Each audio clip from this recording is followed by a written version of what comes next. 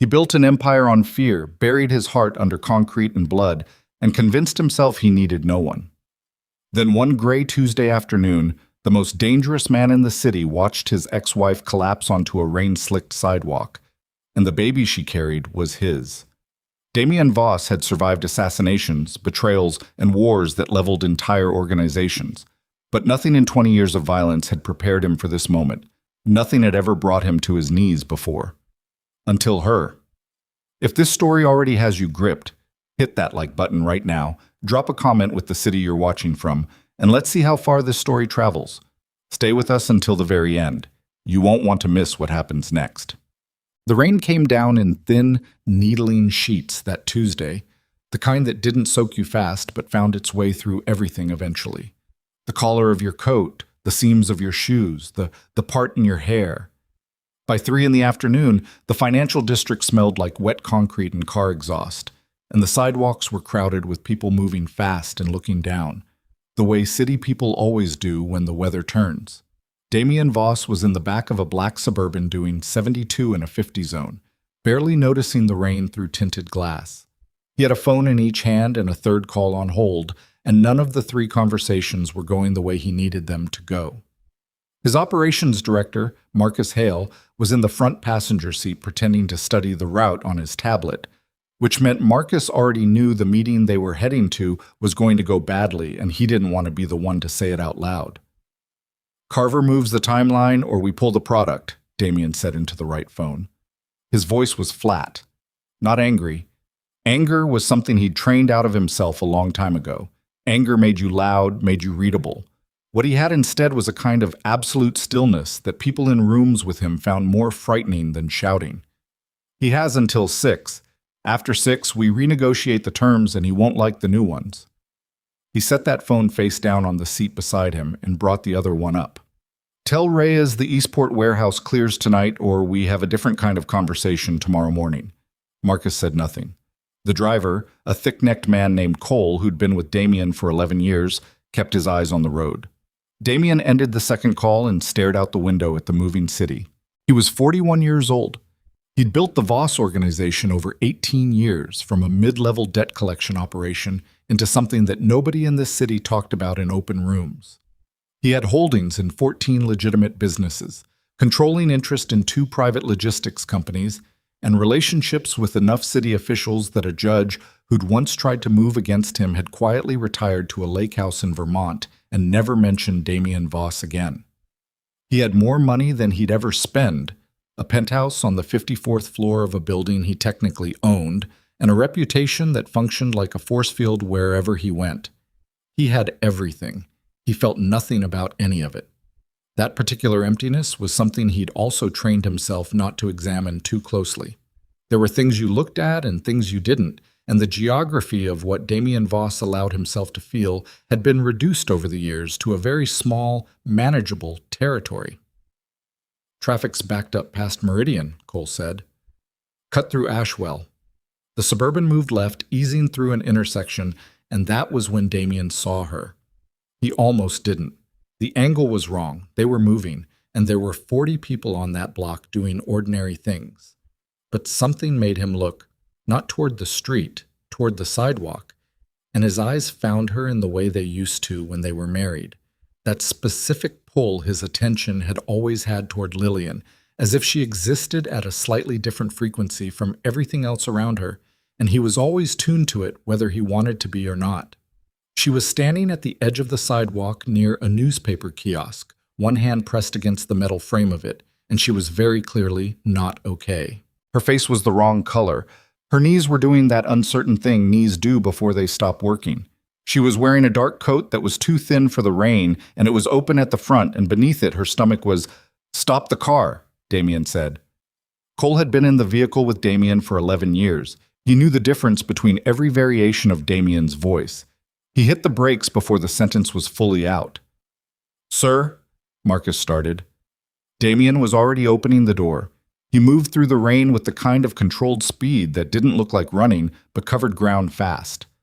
The crowd parted around him instinctively. He was 6'2", broad through the shoulders, and wearing a coat that probably cost more than most people's monthly rent. But it wasn't that. It was the way he moved. People stepped out of his path without understanding why. He reached her just as her grip on the kiosk gave out. His hands caught her under the arms before she hit the pavement. She was heavier than he remembered, not badly, not wrongly, but the weight of her was different, distributed differently, and the reason for it pressed against his forearm as he steadied her, and he felt it land in his chest like a fist. She was pregnant, substantially pregnant. Her head came up and her eyes opened, and for a half second she didn't register where she was or who was holding her. Then she focused, and he watched the moment she recognized him with a very specific kind of pain, the kind that moves through a face fast like weather, confusion giving way to something else. Relief and dread and anger and exhaustion, all arriving at once in the wrong order. Damien. His name in her mouth sounded like a word she'd been trying very hard not to say for a long time. I have you, he said. His voice came out different than he intended. He'd meant it to sound neutral, controlled, the way he sounded when he was assessing a situation. Instead, it came out quiet, like he meant it. Let go. She tried to pull back from him. Her legs were not cooperating. Lillian. I'm fine. She put weight on her feet and swayed immediately. I need to sit down. You need a doctor. I don't need... You almost fell in the street. He looked at her properly for the first time. She was pale in a way that had nothing to do with the gray afternoon light. There were shadows under her eyes that hadn't been there 3 years ago. The particular shadows that come from bad sleep stretched over a long time. Her lips were dry and slightly cracked. She was cold. He could feel it through her coat. How long have you been standing here? That's not how long, Lillian. She closed her eyes briefly. I don't know. Maybe an hour. I missed the bus and I was waiting and She stopped, pressed her lips together. I'm dizzy. It'll pass. It's not going to pass. Marcus had appeared at Damien's peripheral vision. Cole was double parked behind him, hazards on, and there was a woman with a stroller watching them with the particular expression of someone deciding whether to intervene. Damien put one arm around Lillian's back, keeping her upright, and felt her stiffen. Don't, she said. I'm not doing anything except making sure you don't fall. You're doing plenty. But she didn't pull away this time, and that told him more than anything she'd said. He looked at Marcus. Meridian Private. Marcus nodded and had his phone out before Damien finished the sentence. No, Lillian said. No hospitals. I have a midwife. Meridian Private isn't a hospital. It's a clinic. They'll check you and the baby, and if everything's fine, I'll take you wherever you need to go. He paused. Let that last word sit there without adding to it, without making it mean more than it did right now. Can you walk to the car? She looked at him. Something moved through her expression that he couldn't fully read, which was unusual because he'd always been able to read her. It was one of the things about her that had simultaneously undone him and driven him insane. After 3 years, apparently, he'd lost some of that fluency. I can walk, she said. She walked. He stayed close enough to catch her if she swayed again. She didn't sway, but she moved slowly, and he could see the effort it cost her, the way she was conserving something, marshaling the last of whatever reserve she'd been running on. Cole had the rear door open. Damien helped her in without touching her more than he needed to. She sat against the far side and looked straight ahead. He got in on the other side, and Marcus rode up front, and nobody said anything for the first 2 blocks. Then Lillian said quietly and without looking at him, You can't just do this. You needed help. I had it handled. You had the pavement handled. You were about 30 seconds from meeting it. She didn't answer. He looked at her profile. The line of her jaw was exactly the same. He'd spent 3 years doing his best not to think about the specific catalog of things about her that he'd memorized without meaning to. And sitting 18 inches away from her now, with rain on the windows, all of it came back with the kind of clarity that made him want to clench his back teeth together. The way she held her chin when she was angry. The way her hands rested on her stomach, on the curve of her stomach, in a gesture that was unconscious and protective and undid something in him he couldn't name. How far along? He asked. A beat of silence. 7 months. The math happened in his head automatically, and he did not let anything show on his face, but something moved through his chest that he had no category for. 7 months. He turned and looked back out the window at the gray city moving past. 7 months meant the conception was 10 months ago, which put it just before the last time he'd seen her. The last time he'd seen her. He remembered that night with a precision that had never softened. She'd come to the penthouse, unannounced, which she never did anymore, not by that point in the disintegration.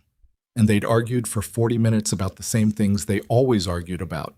His absences, his choices, the life she said she'd signed up for that had turned into something else entirely, without her consent. And then something had shifted, the way it sometimes did with them. The argument running out of fuel and turning into something different, something older and more honest. And they'd ended up... He stopped that line of thought. The clinic was a 12-minute drive. It felt like 3. Meridian Private occupied the upper 3 floors of a nondescript building in a neighborhood that looked ordinary and was anything but. The staff there asked no questions of Damien's people, received no surprises, and understood implicitly that discretion was the only currency that mattered. Damien had used them twice for men who'd taken damage in situations that couldn't go through conventional emergency services. They were good at their jobs and better at their silence. A doctor met them at the private entrance. Damien had texted Marcus during the drive, and Marcus had handled it. Lillian looked at the unmarked door, then at Damien. "Of course you have a place like this. They're good doctors." "I'm sure they are." She got out of the car and straightened and put both hands on her lower back briefly, pressing. "And I'm sure they know better than to ask questions. They know better than to ask the wrong questions. They'll ask plenty of the right ones." She almost smiled at that. It didn't quite make it to her face, but it was close, and he felt the ghost of it like something that cost him money. Inside, they took Lillian to an examination room. Damien waited in a narrow anteroom with pale gray walls and a window that looked down at the street 6 floors below. Marcus stood near the door. Cole waited in the car. The waiting was the part Damien was worst at. He stood at the window with his hands in his coat pockets and looked at the rain on the glass and tried to feel like himself. Like the version of himself that existed in meetings and negotiations. That version that knew what every silence meant and could read a room in 3 seconds, and always understood the shape of the situation he was in. Right now he understood nothing. He'd seen Lillian Carter in passing twice in the years since the separation. Once at a distance, at a function neither of them had expected the other to attend, and they'd moved through the room on opposite trajectories without making eye contact. Once through the window of a restaurant where she'd been having lunch with someone he'd had Marcus identify afterward. Just a colleague, turned out. Nobody significant. And he'd kept walking and told himself he hadn't slowed his pace. He had never stopped looking for her exactly. He'd just stopped letting himself look. And now she was 7 months pregnant in a room down the hall, and the math wasn't something he could put back in a box. The doctor came out 22 minutes later. She was a compact woman in her 50s named Patel, and she had the specific affect of someone who had worked for powerful, difficult men long enough that she'd stopped being impressed by them without ever becoming careless. "She's dehydrated and her blood pressure was elevated when she came in," Patel said. "It's come down. The baby's heart rate is normal. She needs fluids, rest, and food in that order, and she needs to not be standing outside in the rain for an hour. Is she..." He stopped, chose the word carefully. "Both of them. Both of them are stable." Patel looked at him with an expression that was not unkind but was thoroughly neutral. "She's asked me to tell you that you can go." Damien didn't move. "What does she need for the next 48 hours? "Rest, hydration, someone to check on her." A small pause. "She mentioned she's been managing on her own." "She has." Another pause. Patel was doing the kind of quiet professional assessment that didn't look like anything. "She's going to need help for the next 2 months. The pregnancy is healthy, but her reserves are low and she's been under stress." "That's not a judgment, it's a medical observation." "Where is she staying?" "That's something you should ask her." He did. Lillian was sitting up on the examination table with an IV line in her left arm, still wearing her coat because she'd refused to take it off, which was so specifically her that it made something ache behind his sternum. She looked better than she had on the sidewalk. The color was coming back, the eyes were clearer, and she looked at him when he came in with the expression of someone who has had 20 minutes to prepare themselves for a conversation and is still not sure they're ready. "Doctor says you should have someone with you," he said. He leaned against the wall just inside the door, keeping distance, keeping his hands in his pockets. "For the next 2 months. Doctor says a lot of things." "She's right.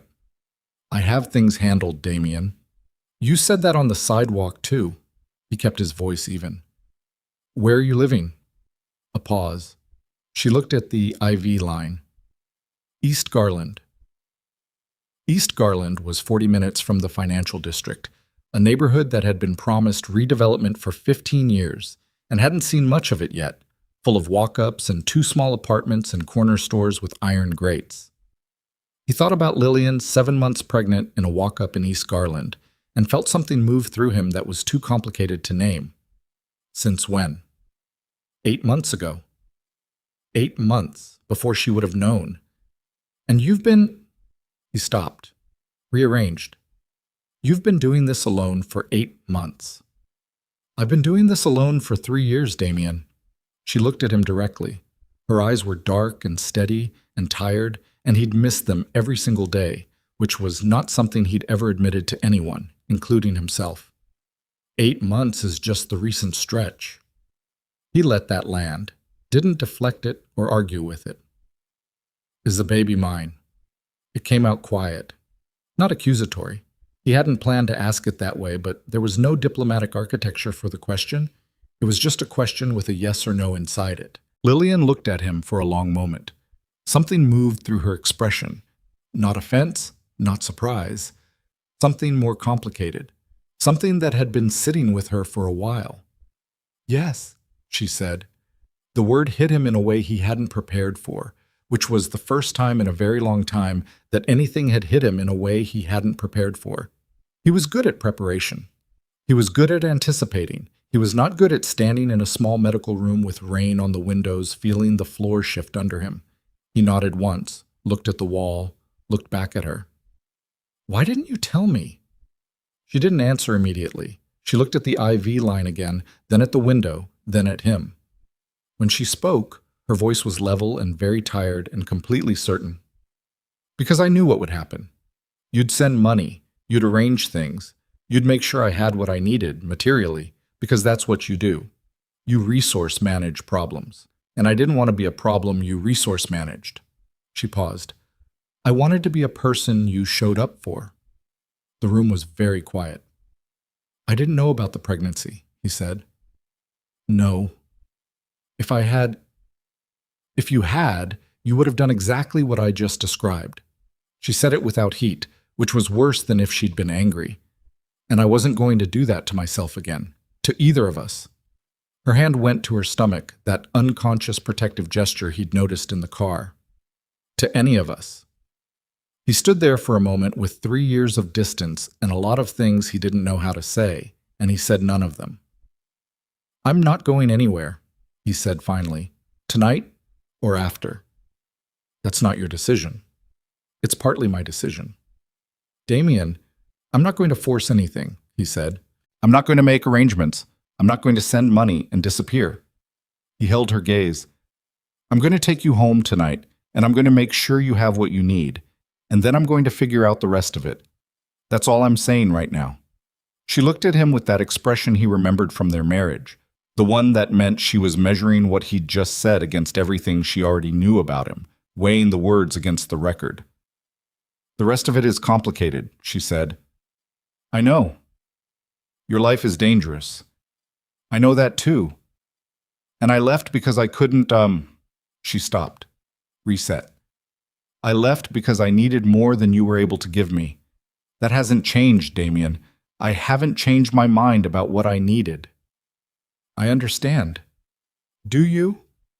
He looked at her, at the exhaustion in her face and the steadiness in her eyes, and the life that was visible in the changed shape of her, this person who had stood next to him when he was building something from nothing and had never asked him to be more than human, and had watched him choose the empire over and over again until she'd stopped watching. "Not completely," he said, "but I'm going to." She was quiet for a moment. "I want to go home," she said. Okay. My home, East Garland. Okay, he said again. He had Marcus make 2 calls during the drive, speaking low enough that Lillian, who had closed her eyes against the headrest, wouldn't hear the details. The first call was to a security firm he used for property protection, to get eyes on the East Garland building quietly, without visible presence. The second call was to a woman named Sasha, who ran procurement for Damien's legitimate holdings and who was the most practical and discreet person he employed to have a grocery order delivered within the hour to an address he was about to text her. It wasn't resource managing a problem. Or maybe it was, a little. But it was also the only thing he knew how to do right now, while he was figuring out the rest.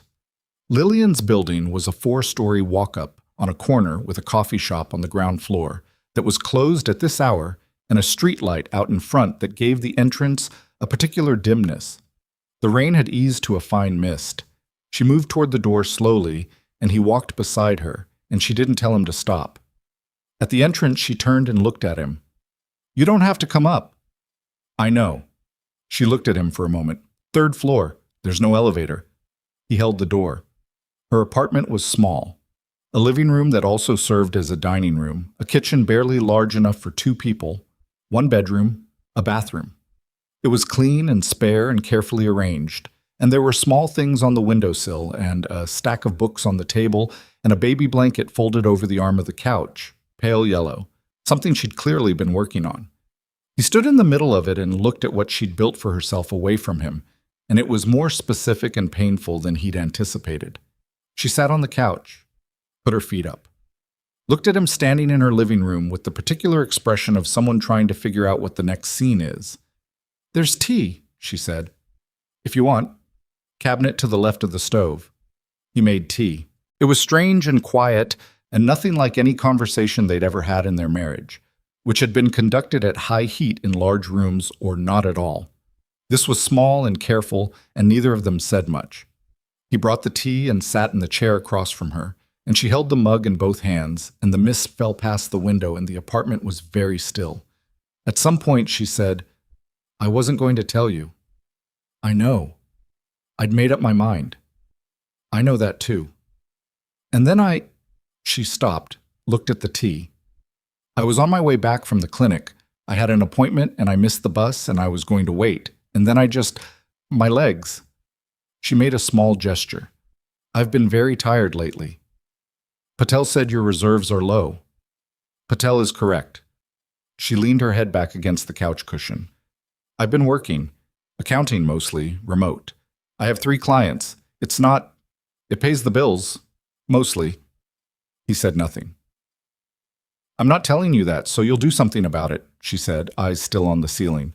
"I'm just telling you." "I know the difference," he said. "I'm getting better at it." She turned her head to look at him then. Something shifted in her expression, a slight softening around the edges that she immediately contained. "Are you?" "I'm trying." She looked at him for a long moment. "Damien, I need you to understand something." She pulled herself upright a little, the way she always did when she was about to say something she'd thought through carefully. "I can't go back to what it was. I can't be in that life again, in that world, with those people, with that—" She gestured vaguely in the direction of the world outside her small apartment. "I can't do it, especially not now, especially not for her." The pronoun landed quietly in the room. He felt it. "Her," he said. Lillian looked at him. She hadn't meant to say it. He could tell. Her expression had shifted for just a second, the information slipping out before she could decide to hold it back. "Her," she confirmed. And something in her face opened slightly, the smallest aperture, the particular helpless softness that mothers get when they talk about children who aren't yet born but are already specific people, already themselves. "Her name is going to be Maya." Damien sat very still. He'd been in rooms with men who wanted him dead. He'd been in situations where the margin was razor thin and the outcome could have gone either way, and he'd held himself together through all of it through the specific discipline that 18 years had built into him. He did not let things land on him in ways that were visible. Maya. His daughter was going to be named Maya. "That's a good name," he said, and his voice came out rough in a way he didn't control. Lillian watched him. He couldn't tell what she saw. "She's not a bargaining chip," Lillian said quietly. "She's not a reason for you to hear me. Whatever happens between you and me, whatever you decide you want to do, she's not a tool. She's not leverage. She's a person." "I know that. You know it intellectually, but I need you to know it in practice. Because the way you operate, the way you've always operated, you use what you have access to." She held his gaze. "I need you to never use her." "I never would." "Damien, I would never use my child," he said. The flatness in his voice was not the coldness he used in negotiation. It was something bedrock, something that came from a place he didn't have to think about. "I understand the difference." She studied him, and then she nodded once, the slight incline of her head that meant she was filing the statement away, that it would be measured against what happened next. "I'm tired," she said. "I know. I'll go." He stood and she watched him, and he picked up the empty mug from her hand and put it on the counter. He paused at the door, turned back. "Marcus is going to send a grocery delivery tonight," he said. "You don't have to accept it, but it'll be there. And there will be someone outside the building who you won't see. Don't worry about them. They're just watching the building." "Damien, that part's not negotiable," he said. "Everything else we can discuss. The security isn't discussion, not while you're—" He stopped. "Not while you're here alone." She was going to argue. He could see her building the argument. Then she seemed to run the numbers, exhaustion versus principle, and landed somewhere in the middle. "Fine," she said. "For now." "For now is fine," he said. He went down the 3 flights of stairs and out into the misted night and stood on the wet sidewalk for a moment before Marcus appeared at his elbow. "Anything?" Marcus said. "Drive me back," Damien said. In the Suburban, he sat in the back with both phones face down on the seat and looked at nothing in particular. Cole drove. Marcus was quiet, which meant Marcus was watching him from the peripheral vision of a man who'd worked for Damien long enough to know when not to speak. He thought about what Lillian had said, because she believed he would only save her with his money, not with his heart. He turned that over. The thing about being honest with yourself, the thing Damien had avoided for most of his adult life, had actively constructed systems to avoid, was that it had a particular weight. You could keep it at a distance for a long time if you were disciplined about it, if you stayed busy enough and kept enough things in motion. He'd been very good at that. An entire organization in motion, constant threat management, no silence long enough to hear the things you didn't want to hear. He thought about Lillian on the sidewalk in the rain, holding on to a metal kiosk, alone in a city she'd had to relearn without him, 7 months along, running on reserves that a doctor who asked no unnecessary questions had called dangerously low. He thought about 8 months of that, alone. He thought about the pale yellow blanket on the arm of the couch. Maya. Something in him that had been very still for a very long time cracked open, not dramatically, not with any particular violence, it just opened, a seam giving way. He said nothing about it. He sat in the back of the Suburban and looked at the city through the rain-blurred window, and Marcus said nothing, and Cole drove. Back at the penthouse, he stood at the floor-to-ceiling windows for a long time, with a drink he didn't touch, and looked at the city he ran and thought about everything he'd been telling himself for 3 years. That letting her go was the right thing, the protective thing. That she was better without the exposure his life brought. That the decision had been a function of love, in its own way. The removal of a person from danger by removing yourself from their life. He'd believed it. He wasn't sure he believed it anymore. Downstairs, in a 4th-floor office, were 18 months of financial records that needed his review. 3 pending acquisitions. 2 ongoing territorial negotiations that had the potential to become something more complicated if he didn't manage them carefully in the next 2 weeks. The entire architecture of the thing he'd built. He looked at it through the window, the city. All of it his, in the way things belong to people who've bled for them. He thought about Lillian saying, "Whatever happens between you and me." He thought about Maya, a name, already herself. He turned away from the window. In the morning, he would deal with Carver and the Eastport warehouse and the 2 negotiations and all the rest of it. and he would deal with them efficiently and completely and without sentiment because that was what the organization required and what he'd always provided. But there were also going to be other things now. Things that were not negotiation, things that were not leverage and not resource management, and not the controlled application of money and force to the problems in his path. He didn't know yet what those things looked like for him. He'd never done them. He was going to have to figure it out. He went to bed at 1 a.m. and lay in the dark of the penthouse bedroom that he'd bought to Phil and had slept in alone for 3 years. And he looked at the ceiling, and in the back of his mind was a pale yellow blanket on the arm of a couch in a 4th-floor walk-up in East Garland. He was almost asleep when his secure phone buzzed. One message from a number that had no name attached to it, a number that only one person in the world had, and used when the information was too sensitive for any other channel. It read, "Colton Reyes saw her. He knows." Damien went very still. Colton Reyes was the man who ran the Southern Territories, technically an ally, practically a rival, and the kind of person who used information as a primary weapon. He was also the man who had, 2 years ago, suggested very obliquely that if Damien had any remaining personal attachments in the city, those attachments were a liability. At the time, Damien had thought about Lillian, who he'd believed was fully removed from his world, and said nothing.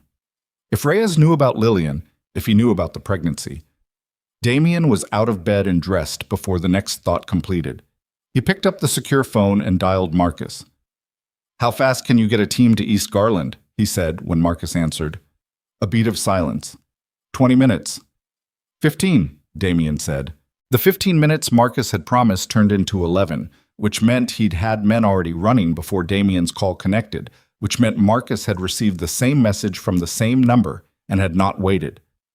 That told Damien something about how serious this was. He was in the Suburban inside of 4 minutes, Cole driving without being asked, Marcus in the passenger seat with a phone at each ear. The city at 1:30 in the morning was thin and dark, and the streets were mostly empty, which meant they could move fast. And Cole moved fast, running yellows and one red that was deep enough into red that it was almost a choice. "What do we know?" Damien said. Marcus lowered one phone. "Reyes had a man in the financial district today. Standard surveillance. We think he was watching the Carver meeting location, not us. But the man was on Ashwell when..." He paused, chose the word. "When you got out of the car. He saw me with her. He saw you pull someone off the sidewalk and put her in the car and drive to a private medical facility."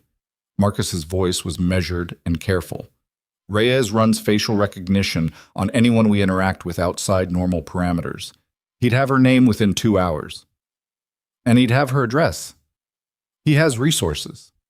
Damien looked out the window. The buildings were getting smaller and more weathered as they moved east. "How contained is the team you're sending?" "Harmon and 2 others, nobody who talks." Harmon was good. Harmon had been with the organization for 8 years and was the kind of man who understood that the value of discretion was not something you cashed in small. "Tell them quiet. No visible presence. I don't want her knowing there's a team until I decide how to tell her. She won't like that. I know what she won't like." He said it without sharpness. It was just a fact. "She doesn't need to make that decision at 2 in the morning when she's medically compromised." Marcus relayed the instruction into the phone. Outside the window, East Garland was materializing. The corner stores with iron grates, the busted street light he'd noticed earlier, the coffee shop dark on the ground floor of Lillian's building. They parked a half-block down.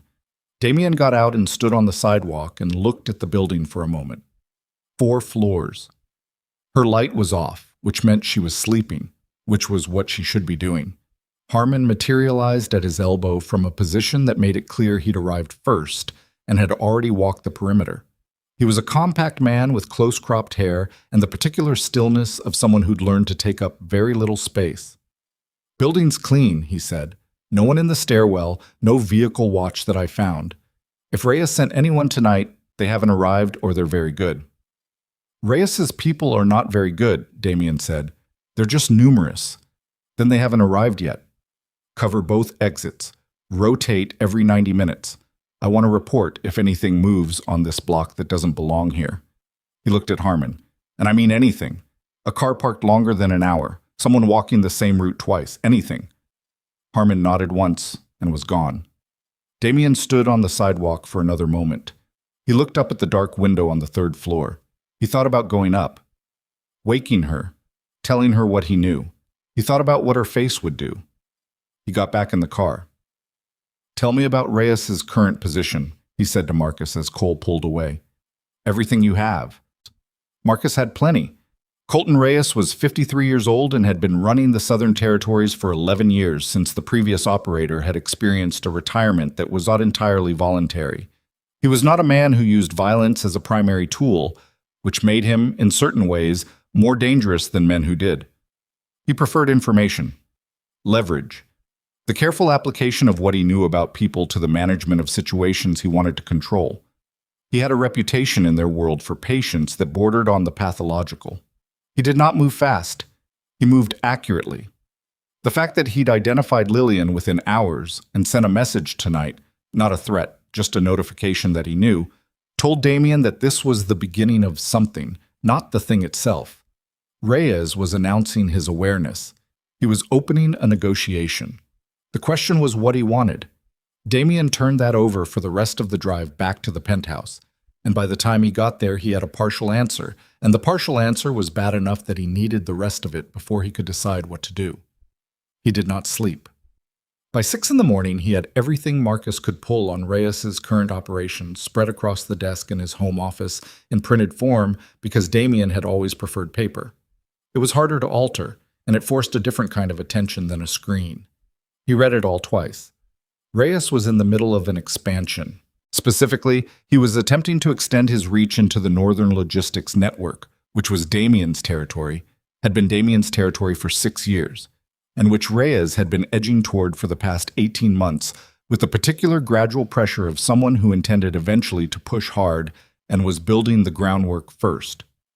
3 of Damien's northern distribution contacts had, in the last quarter, renegotiated their terms in small ways that looked like routine adjustment and felt, in aggregate, like something was being repositioned. Reyes had been patient. He'd been slow. He'd been building. And now he knew about Lillian. Damien sat back in his chair and looked at the ceiling. This was the thing about the life he'd built. It was a total system. Everything fed everything else.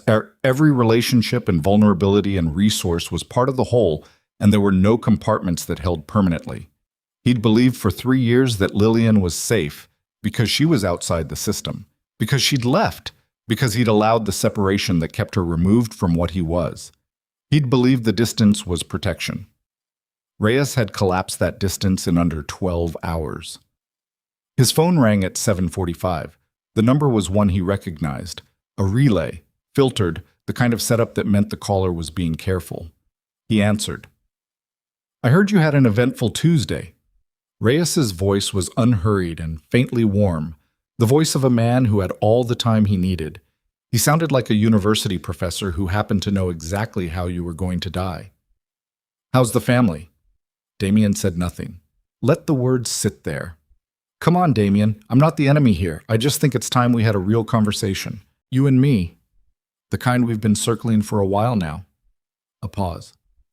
"I think you have something I want. And I think, now, I have something you need." "What do you want, Colton?" "The Hartwell contracts, all of them. And the Northern distribution contacts renegotiate with me directly." He said it without preamble, which meant he'd had this prepared for a while, which meant this was not opportunistic. This was planned. The Lillian piece was leverage he'd found, not leverage he'd manufactured, but he'd known what to do with it fast because he'd already been building toward this. "That's a reasonable ask. I'm not being greedy. You're asking me to hand you the Northern network. I'm asking you to acknowledge a transition that's already happening." The warmth in his voice was unchanged. That was the thing about Reyes. The affect never altered, whether he was discussing business or implying what he was now implying. "The Hartwell contracts were going to move eventually. I'm just accelerating the timeline. And if I decline..." Another pause. Longer this time. "Then I think you have a complicated few months ahead of you. New father, complicated personal situation, woman living alone in a neighborhood that..." He let that trail. "These things require attention. Divided attention is a liability in our business. You know that. Damien held the phone and breathed. I'll be in touch, Reyes said, and ended the call. Damien set the phone on the desk very carefully. He looked at it for a moment. Then he picked up his other phone and called Marcus.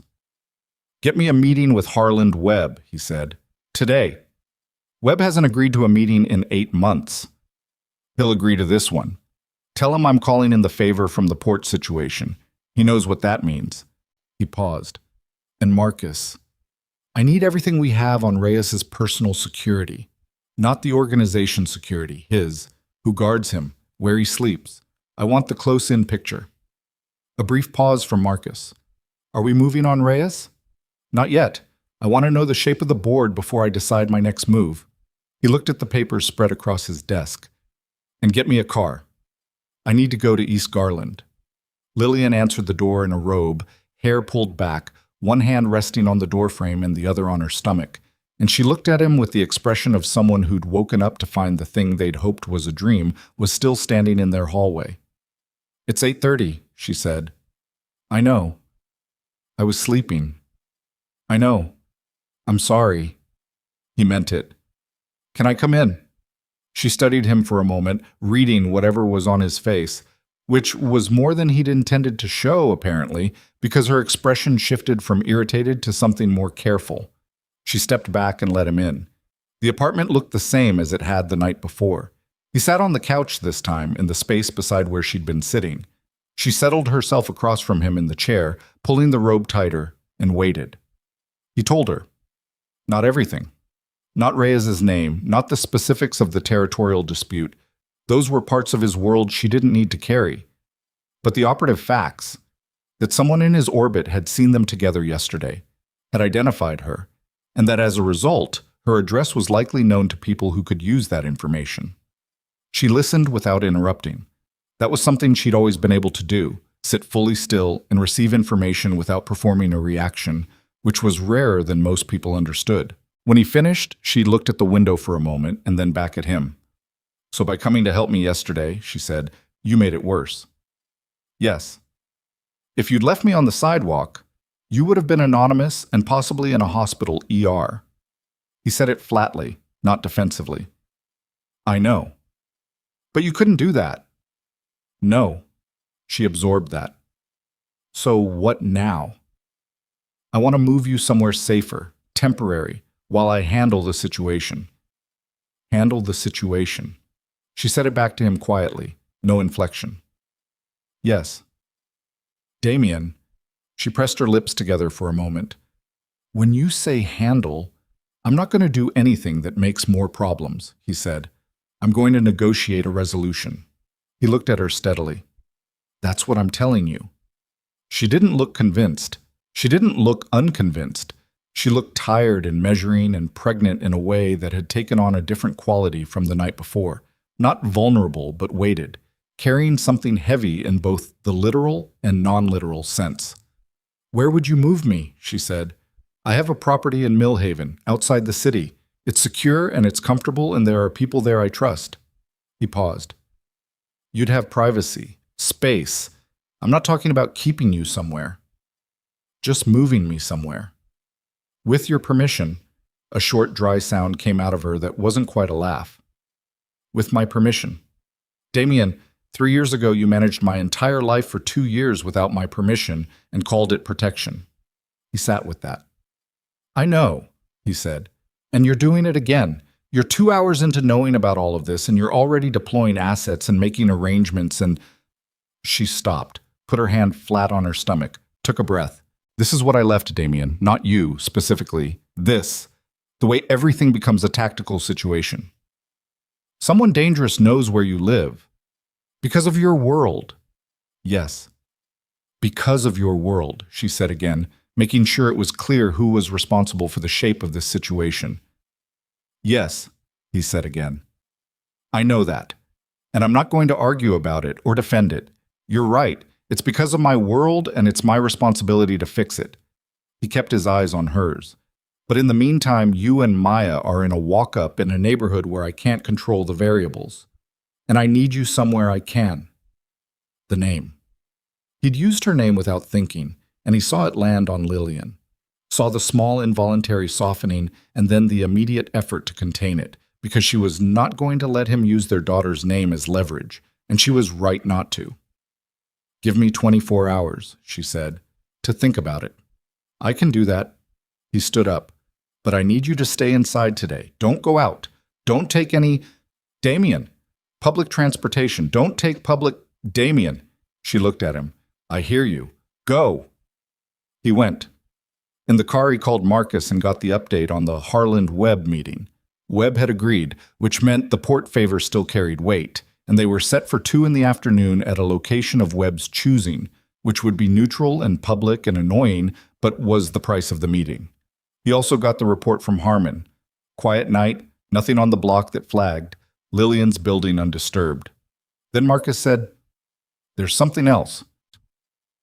The something else was that one of Damien's men, a logistics coordinator named Vincent Pratt, who handled scheduling for the Hartwell contracts, had been seen the previous evening having dinner with a man who worked for Reyes's operation. Not a social dinner. The kind of dinner that happens in a back booth with no phones on the table. Damien stared at the headrest in front of him. "How long have we had eyes on Pratt?" he said. "We didn't. This came from a third party who happened to be in the restaurant and recognized the situation. Put eyes on him now, everything. His phone, his car, his lunch orders. I want his last 6 months reconstructed." He paused. "Don't move on him yet. I want to understand the scope of it first. If Pratt's been feeding Reyes information, then Reyes knows more than I thought about where we're soft."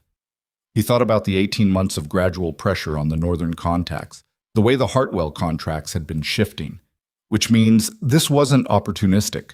This has been building for a while. The meeting with Harland-Webb was held in a restaurant in the museum district that served food expensive enough that the tables were well spaced and the ambient noise was low, which meant conversations didn't carry.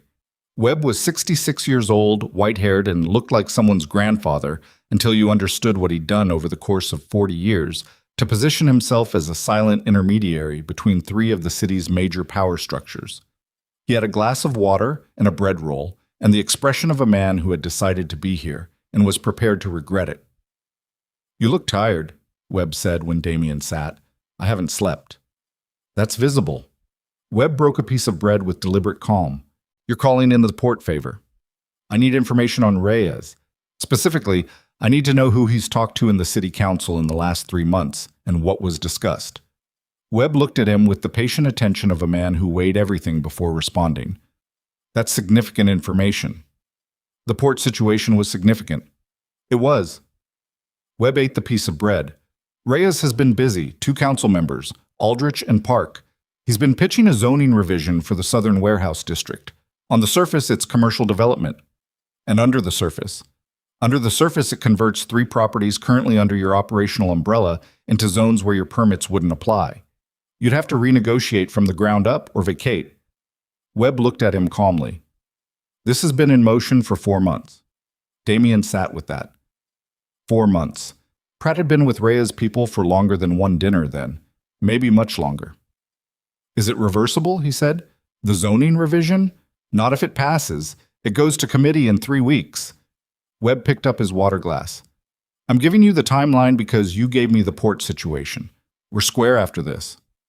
"Understood." "What are you going to do?" Damien looked at the table. At the white cloth, the careful arrangement of silverware, the architecture of a normal expensive lunch. "I'm going to make sure it doesn't pass." "And Reyes?" "Reyes is a separate conversation." Webb studied him. "You have a personal complication." "People seem to know about that. In this city, things move fast. Reyes isn't the only one who's noticed." Webb set down the glass.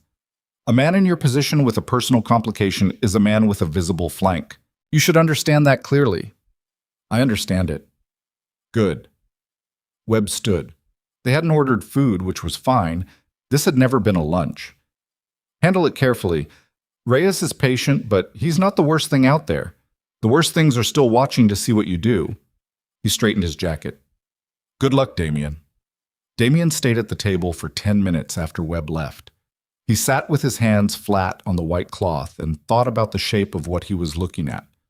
Reyes had been building for 4 months at minimum, probably longer. He had a contact inside Damien's organization. He had city council movement on the zoning. He had now knowledge of Lillian. The phone call this morning had been the announcement that he was ready to show his hand, that he'd accumulated enough that he was comfortable asking for what he wanted. The Hartwell contracts and the Northern Network were what he'd asked for. What he hadn't asked for, yet, was anything to do with Lillian. He'd implied it. He'd let the implication sit in the air like smoke. But he hadn't made an explicit move, which meant he was still in the leverage phase, still in the part where he wanted Damien to imagine what he might do. The question was whether Damien let that continue or whether he changed the shape of the game before Reyes could move past implication into action. He drove back to the office and spent 3 hours with Marcus and 2 of his most senior men going through everything they had on Pratt, the Northern contacts, the Hartwell situation, and the council members Webb had named.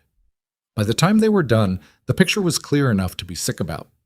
Pratt had been feeding Reyes operational details for at least 7 months. Not everything, not enough to cause immediate damage, but the low-level intelligence that told a patient man exactly where to apply pressure and when. The gradual renegotiations with the Northern contacts had been Reyes exploiting information Pratt gave him about which of those contacts were unhappy, which had outstanding issues with Damien's organization, which could be approached. The zoning revision was the endgame play, the thing that would formalize what the soft pressure campaign had been building toward. Damien sat in his office with all of it laid out and thought about trust, about the specific weight of what it meant when someone you'd given access to turned that access against you. "What do we do with Pratt?" Marcus said. "Nothing yet." Damien looked at the papers. "We let him think he's still invisible. If Reyes knows we've made him, it accelerates their timeline, and we lose the information advantage." He looked at Marcus. "How loyal are the Northern contacts?" "Actually loyal, not performatively loyal." Marcus thought about it honestly, which was one of the things Damien valued about him. 2 of the 5, probably. The other 3 are whoever gives them better terms. "Get me a meeting with Kaplan and Diaz." The 2 he believed were actually loyal, not the others, and not through normal channels. "I'll do it personally." "Tonight?" "Tomorrow morning, early." He stood up. "Tonight I have somewhere else to be." He called ahead. She answered on the 3rd ring and sounded like she'd been awake but quiet, the particular quality of someone who'd been sitting with their thoughts. "I'm coming over," he said. "I have things to tell you that you need to know about how serious the situation is." A pause. "And I need your decision about Millhaven." A silence on her end. He could hear the specific quality of it. She was looking at her apartment, at the small, careful things she'd arranged, the life she'd built in this small space, and she was measuring it against what he was telling her. "Bring food," she said. "I haven't eaten since this morning." He brought food from a place in the neighborhood. Nothing from his world, just containers from a Thai restaurant 2 blocks from her building that smelled like lemongrass and fish sauce and something frying. He carried it up the 3 flights and knocked, and she opened the door in different clothes this time, a soft sweater and loose pants, and she looked at the containers with an expression that was the closest to uncomplicated he'd seen on her face since the sidewalk. They sat at her small kitchen table, and he told her more. Not everything. There were parts of it that were his to manage and would only burden her. But enough. About Reyes. About the leverage play. About what it meant that her address was known. She listened in the way she always listened, fully present, and when he finished, she set down her fork and looked at the middle distance. "This man," she said. "Reyes. He's not going to... He's using me to get to you." "Yes. He's not actually going to hurt me. That would escalate past anything he wants." Damien looked at her. "He's not going to hurt you because I'm not going to let him have access to you." "But he's not going to hurt me," she pressed. "He's a leverage play, not a direct threat. Right now, people like Reyes have timelines. If the leverage doesn't work, the assessment changes." She considered that. Then she looked at him directly. "And you're going to handle Reyes?" "Yes." "How?" He was quiet for a moment. "Carefully," he said. She looked at him. He held that look without deflecting it. "Millhaven?" she said. "Yes." "How long?" "I don't know yet. A few weeks?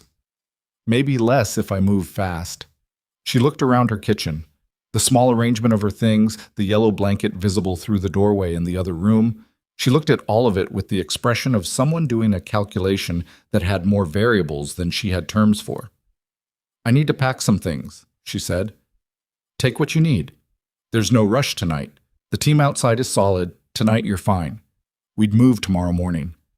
She nodded. Then she said quietly, "I hate this. I know. I built this." Her hand swept the kitchen.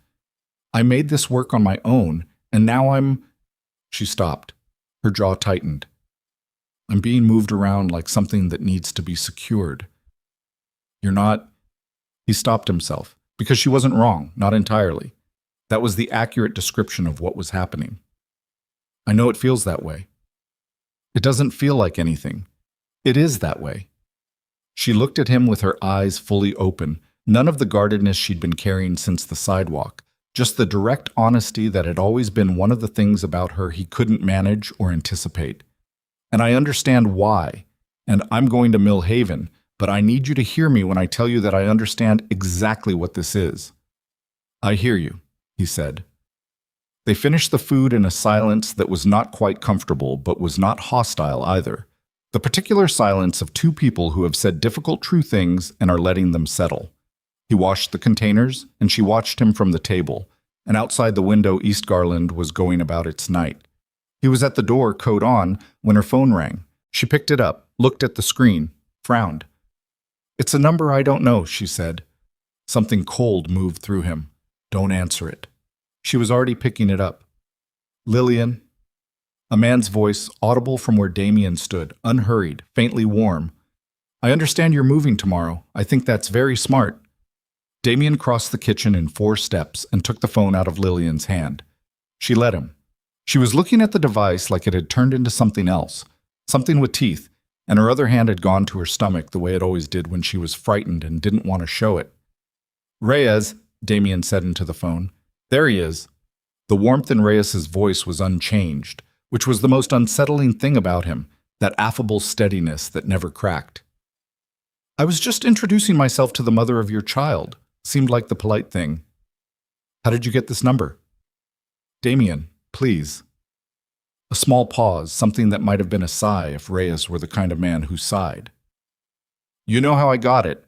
The same way I know she has a midwife appointment Thursday at 11, and she takes the number 6 bus to get there." Another pause, letting that land. "The same way I know she takes decaf now, which I imagine is a significant sacrifice." Damien stood very still in the center of Lillian's small kitchen. He was aware of her watching him, aware of the quality of her breathing, elevated, controlled, the breathing of someone holding themselves together through discipline rather than calm. "What do you want?" Damien said. He already knew. He wanted to hear how far Reyes was willing to take this in one conversation. "I want what I asked for this morning, the Hartwell contracts. The Northern Network renegotiates with me directly." The warmth dropped, not completely, but enough to hear what was underneath it. "I've been very patient, Damien. I've been building something for a long time, and I think we've reached the point where you acknowledge what the situation actually is. And if I don't, then I think we have a much less comfortable arrangement going forward. And I think the people close to you, the people who can't exactly protect themselves, have a much less comfortable few months." He let that breathe for a second. "I don't want it to go that way. I want a clean transaction. You're a professional. I'm a professional. Let's be professional." Damien looked at Lillian. She was watching his face, reading it, getting more from what she could see of his expression than she was from the half of the conversation she could hear. "I'll call you in the morning," Damien said. "I'll be here." The warmth came back, full strength, like a light switched on. "Give my best to Lillian." He ended the call. The kitchen was very quiet. Outside, a car passed. The refrigerator made its low hum. "He's been watching me," Lillian said. It wasn't a question. "Yes." "For how long?" "Since yesterday, at minimum." He set her phone down on the table, carefully, the way you set things down when your hands want to do something else. "Possibly longer." She looked at the window, at the dark glass and the street reflection. "The bus. He knows which bus I take." "You're not taking any buses." He said it quietly, not like a command, but she heard the immovability in it and didn't argue, which told him again how frightened she was, because Lillian argued with things she disagreed with. It was as constant as breathing. If she wasn't arguing, it was because she understood the ground had shifted somewhere she couldn't manage alone. "Tonight," she said. "What?" "We go tonight, not tomorrow morning." She turned from the window. Her face was set, the jawline firm, eyes dark and steady. "I'm not sleeping here knowing he has this number and knows my bus route. I'm not doing that." Her hand went to her stomach. "We're not doing that." He pulled out his phone, called Marcus. "We're moving tonight. Have Millhaven ready in 2 hours." "Copy," Marcus said. No questions. Lillian was already moving toward the bedroom. He stood in the kitchen doorway while she packed, watching her pull things from drawers with an efficiency that must have cost her something, because this apartment was hers, she'd made it, and packing fast meant leaving it fast, meant acknowledging that the safe thing she'd built was already compromised. She was folding the yellow blanket when she stopped for a moment, just a moment, her hands still on the soft fabric, and something moved through her face. She put the blanket in the bag and kept going. They were in the car within 40 minutes, Harmon in front with Cole, Marcus in a second vehicle behind. Lillian sat in the back with a bag at her feet and her hands on her knees, and she didn't look back at the building as they pulled away. He almost said something, didn't. Millhaven was 90 minutes out of the city, a property that had been on Damien's books for 4 years, legally held through 2 layers of corporate entity. The house was large without being excessive. 4 bedrooms, stone exterior, set back from a private road behind mature trees. It had been used twice as a temporary location for witnesses to internal disputes who needed to be somewhere quiet, and the security system was thorough and had been updated 8 months ago. There were 2 permanent staff, a groundskeeper named Otis and a woman named Clara who cooked and managed the house. Lillian walked through it slowly when they arrived, touching nothing, taking inventory. It was the opposite of her apartment in every way, large, neutral, comfortable without being personal, a place that had never belonged to anyone. "It's fine," she said finally. "It's safe." I said, "It's fine." She looked at him. "They're different things." "I know." She went to the bedroom at the end of the hall, the one with the best light. He showed her the security panel in the hallway, explained the system. She listened and nodded, and when he was done, she said, "Get some sleep, Damien. You look like you've been awake for a day and a half." He hadn't been going to sleep there. He'd been planning to drive back, go to the office, work through the night. He looked at her for a moment. "There are 4 other bedrooms," she said. "Not warm, not cold, just factual. You drove 90 minutes at 3 in the morning, sleep and drive back at a reasonable hour." He slept in the room at the other end of the hall, barely. A few hours of the shallow, alert sleep he'd developed over years of being a person who people had periodic motivation to harm while he was unconscious. By 6, he was up and standing in the kitchen with coffee that Clara had set running on a timer, looking out the back window at the property. The heavy tree line, the gray morning light, the stillness. Lillian appeared at 7. She moved slowly, the particular morning slowness of late pregnancy, and she sat at the kitchen table and accepted coffee. Decaf, Claire had stocked it. And they sat across from each other in the quiet house, and for a few minutes neither of them said anything. And it wasn't comfortable, but it wasn't hostile either. It was the fragile, tentative silence of 2 people who are in the same room without pretending. "I need to go back today," he said. "I know. I'll have Marcus check in, and Harmon is staying here with 2 others. You won't see them much. They'll be outside." She nodded. "If you need anything, I'll call." She looked at him over the coffee mug.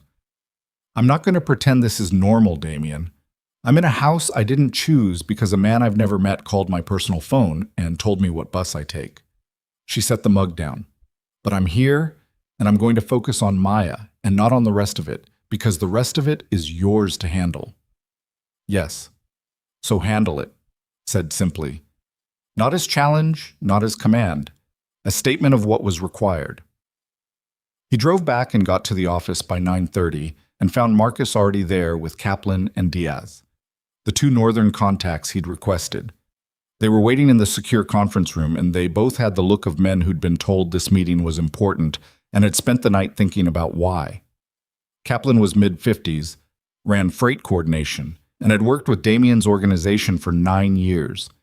Diaz was younger, 40, handled the secondary distribution lines, and was someone Damien had personally brought in 4 years ago from a situation where Diaz had been badly exposed by a previous association. Damien had given him a clean start. That counted for something, or it was supposed to. He told them both what he knew. Not about Lillian. That was not their information. But about Reyes, about Pratt, about the shape of what had been built against them over the past several months. He watched their faces while he talked. Kaplan went still in the way people go still when the information matches something they'd been trying not to put together. Diaz went a different kind of still. Controlled, closed, the face of a man thinking fast. Pratt approached both of you at some point, Damien said. Not a question. Kaplan nodded. 8 months ago, I thought it was... He said it was routine, checking in on the contract terms. I told him everything was fine and reported it through normal channels as a standard contact. He paused. I should have flagged it differently. You should have, Damien said, but that's not why we're here. He looked at Diaz. Marcus. Marcus set a folder on the table in front of Diaz. Diaz looked at it. Didn't open it. Open it, Damien said. Diaz opened it. It was a set of photographs pulled from surveillance. Diaz at a parking garage, Diaz at a coffee shop, Diaz in 2 different locations with a man who worked logistics for Reyes' southern operation. The timestamps on the photographs spanned 11 months. The room went very quiet. Diaz closed the folder. His face was doing a careful thing, the thing faces do when the person wearing them is deciding how to play the next 30 seconds. How long? Damien said. Diaz looked at him. He was not stupid, which was one of the reasons Damien had brought him in 4 years ago. He understood that the calculation was over, and the only variable left was what he said next. 14 months, Diaz said. The number hit the room like a weight dropping. 14 months. 2 months longer than Marcus's most pessimistic estimate, which meant the information Reyes had, the depth of it, the reach of it into Damien's northern operation, was significantly worse than they'd been working with. Kaplan made a sound, something between breath and word. Why? Damien said. He said it without heat. He genuinely wanted to know the mechanism. He could understand betrayal. He existed in a world where it was a constant condition, but he wanted the specific shape of this one. Diaz looked at the table. Reyes came to me with something, from before you brought me in. He pressed his mouth together. Exposure from the previous situation. He had documentation I thought was gone, things that would... He stopped. Things that would make it impossible for me to operate, here or anywhere. He blackmailed you. He gave me a choice. Diaz looked up, and there was something in his face that was not quite guilt and not quite defiance. The expression of a man who has been living in a bad position for over a year and is tired of carrying it. I know what it looks like. It looks like 14 months of feeding operational intelligence to the man who's currently leveraging that intelligence to take apart what I've spent 6 years building. Damien kept his voice flat. That's what it looks like, Victor. Diaz said nothing. What does Reyes have? Specifically, what did you give him? What followed was the worst hour Damien had spent in a conference room, and he had spent many bad hours in conference rooms. Diaz went through it methodically because he understood that cooperation was the only card he had left to play, and what he described was systematic and thorough and accounted for most of the tactical clarity Reyes had demonstrated over the past year. Scheduling, contact relationships, security rotation patterns, the specific vulnerabilities in the northern distribution chain, the identity and positioning of 3 men Damien had placed inside legitimate city operations as quiet observers. 3 men who were now exposed. When Diaz finished, Damien sat for a moment. Then he looked at Marcus. Get those 3 men out. Today. Quietly. He looked at Kaplan. You're going to go back to your normal operations and you're going to say nothing about this conversation to anyone. I need Reyes to believe his picture of our operation is still accurate. He looked at Diaz last. You're going to stay in this building for now. Damien, I'm not going to do anything to you, he said. Not right now. You're more valuable to me as someone Reyes thinks is still active than as anything else. He stood. But you're going to stay here and you're going to be reachable. And if I find out you've communicated with anyone outside this building in the next 48 hours, the calculus changes significantly. Diaz nodded. He looked hollowed out. Relieved, maybe, in the way people get relieved when the thing they've been dreading finally arrives and turns out to be survivable. Damien walked out. In the hallway outside the conference room, he stopped and stood with his back against the wall and breathed. Just breathed. In and out, the way he'd learned to do in the early years when things went wrong and the impulse to react immediately needed to be held in place long enough to think. 14 months. He'd been running an operation for 14 months with a structural compromise he hadn't detected. Every decision he'd made in that period that touched the Northern Network had been made on intelligence that Reyes had been able to see. Every move he'd anticipated, every position he'd taken, Reyes had been watching from inside it. The Hartwell contracts, the Northern Contact renegotiations, the zoning revision. None of that was opportunistic. It was a campaign, built on information, executed patiently. Reyes had been constructing a trap for over a year, and Damien had walked through every stage of it without seeing the frame. Marcus appeared at his elbow. The 3 men are in transit. They'll be out by noon. Good. What do we do about Reyes? Damien pushed off the wall. He's expecting a call this morning. I told him I'd be in touch. He walked toward the office. He's going to get one. He made the call from the desk, Marcus present, the line recorded. He was in complete control of his voice when Reyes answered, the flatness so complete it was almost like silence. I've been thinking about your proposal, Damien said. I thought you might be. The warmth, always the warmth. The Hartwell contracts, the Northern Network. He paused. In principle, I can see a path to those terms. A beat of silence on Reyes's end. The first genuine pause Damien had gotten out of him. He was surprised. He'd expected resistance. I'm glad to hear that, Reyes said carefully. I want to sit down, face to face, to work through the structure. That seems reasonable. Neutral location, public. Damien let the next part come out matter of fact. And Reyes, I want confirmation that Lillian is left completely outside of this. Whatever arrangement we make, she's removed from the equation entirely. Before we sit down. Another pause. That's already my position. She's leverage, not a target. Once we have an agreement, the leverage has no purpose. Then we understand each other. I think we do. A warmth that was almost genuine. I'll have my people reach out to Marcus to arrange the location. Fine. He ended the call. Marcus looked at him. You're not actually going to give him the Hartwell contracts. No. So this is buying time and getting him into a room. He pulled up the building plans for the city, the commercial district, the locations Reyes's operation used for meetings. He'll pick somewhere he controls, that's fine. I want to see it first. And then I figure out what I actually have to offer him that makes this stop without giving him what he's asking for. He looked at Marcus. Which starts with understanding what he's actually afraid of, because Reyes has been patient and careful and smart for 14 months, which means he's been building from a position of some weakness, not just strength. Powerful men building from pure strength don't take 14 months. They move. Marcus considered that. Pratt.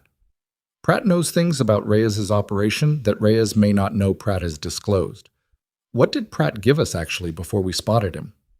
Marcus went to get the file. An hour later, the call came. Not from Reyes. From a number Damien didn't recognize, not the relay Reyes had used before, a clean number, new, the kind you use once. He answered. Mr. Voss? A voice he'd never heard. Male, mid-register, entirely without effect. Not Reyes' warmth. The opposite of warmth. My name isn't important. What's important is that you and Colton Reyes are about to sit down together, and I think you should know some things before you do. Who are you? Someone with an interest in how this resolves. A pause. Reyes has been building against you for 14 months. You probably know that by now.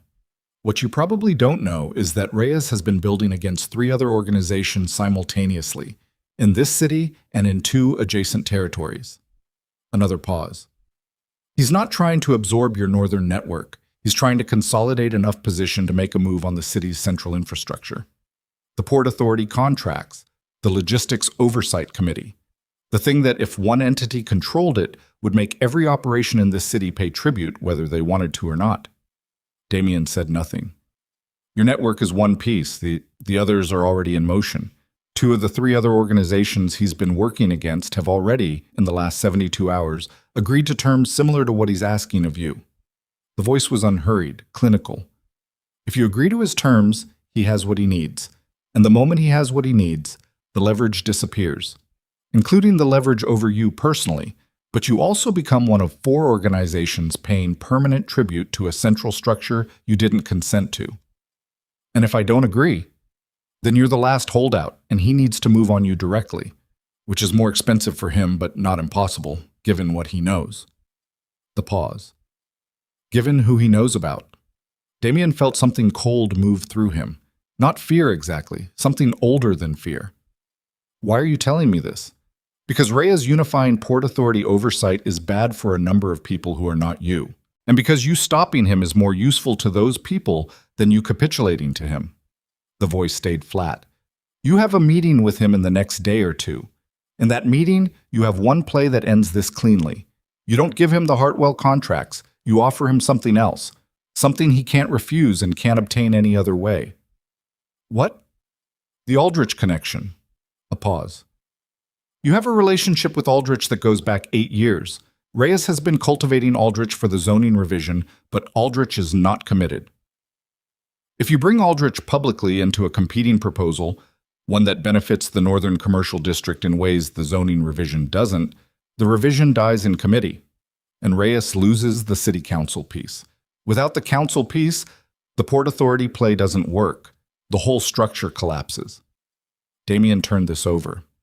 That's not a secret. Anyone who mapped Reyes's play closely enough would see that Aldrich is the pin. Yes, but you have the relationship, and you have 48 hours before Reyes expects your answer. Another pause. After 48 hours, Aldrich is signing the revised proposal. Reyes has a meeting with him Thursday. Lillian's midwife appointment was Thursday. He thought about Reyes mentioning it on the phone, the bus route. One more thing, the voice said. Marcus Hale. Damien went still. You should ask him about the call he received 14 months ago. The one from Reyes's operation. The one he didn't tell you about. The voice was completely without inflection, no apology, no drama. Just the information laid out like objects on a table. He made a decision at that point that he believed was protecting you. But it's the reason the Diaz recruitment was possible. Reyes knew how to approach Diaz because Marcus told him, not intentionally, not as a betrayal. He thought he was managing a routine approach, but the information he disclosed gave Reyes the blackmail material he used to turn Diaz. The line went dead. Damien sat at his desk. He sat there for a long time. The clock on the wall made its noise. Outside the office window, the city was doing what it did, indifferent and enormous. He looked at the middle distance and held everything that had just been handed to him and felt the specific weight of it. Marcus. Not a betrayal. The voice had been specific about that, not intentional, but a mistake of significant consequence, held for 14 months without disclosure, because Marcus had believed he'd handled it and hadn't understood the downstream effect. 14 months of Damien operating without the information that a mistake had been made. He set the phone down. He stood up and walked to the door of the office and opened it. Marcus was in the outer office at his desk, jacket off, working through something on the laptop, the picture of a man who had been next to Damien for 11 years and knew the rhythms of this place the way he knew his own. He looked up when Damien appeared. He read Damien's face. Something in Marcus's expression shifted. Not guilt, not yet. Something more like the expression of a man who has been carrying a weight and has just registered that the person in the doorway knows about it. Come in, Damien said. Marcus stood.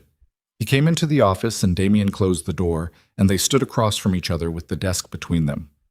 14 months ago, Damien said, someone from Reyes's operation contacted you. Marcus was quiet for 5 full seconds.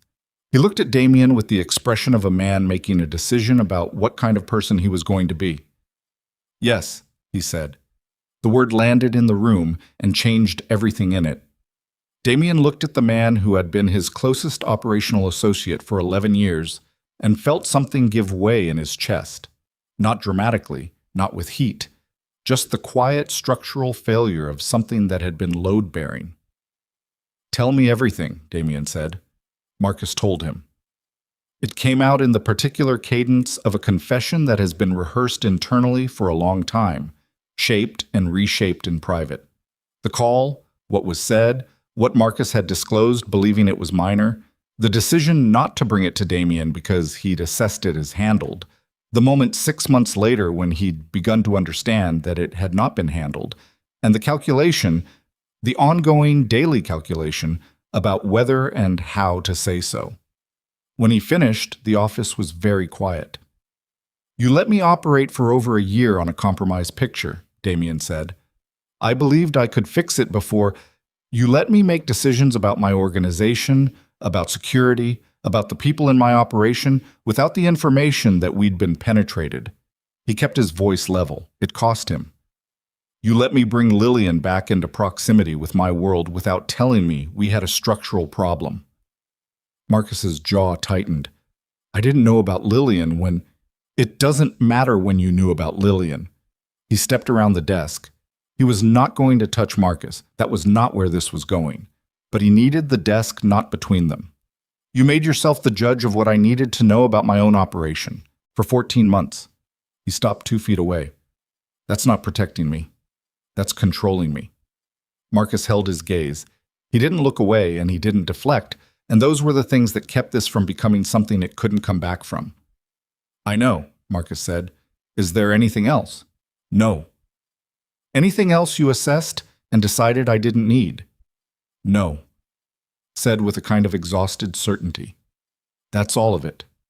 Damien turned away. He walked to the window and looked out at the city and stood there with his hands in his pockets and breathed, in and out, the way he'd learned.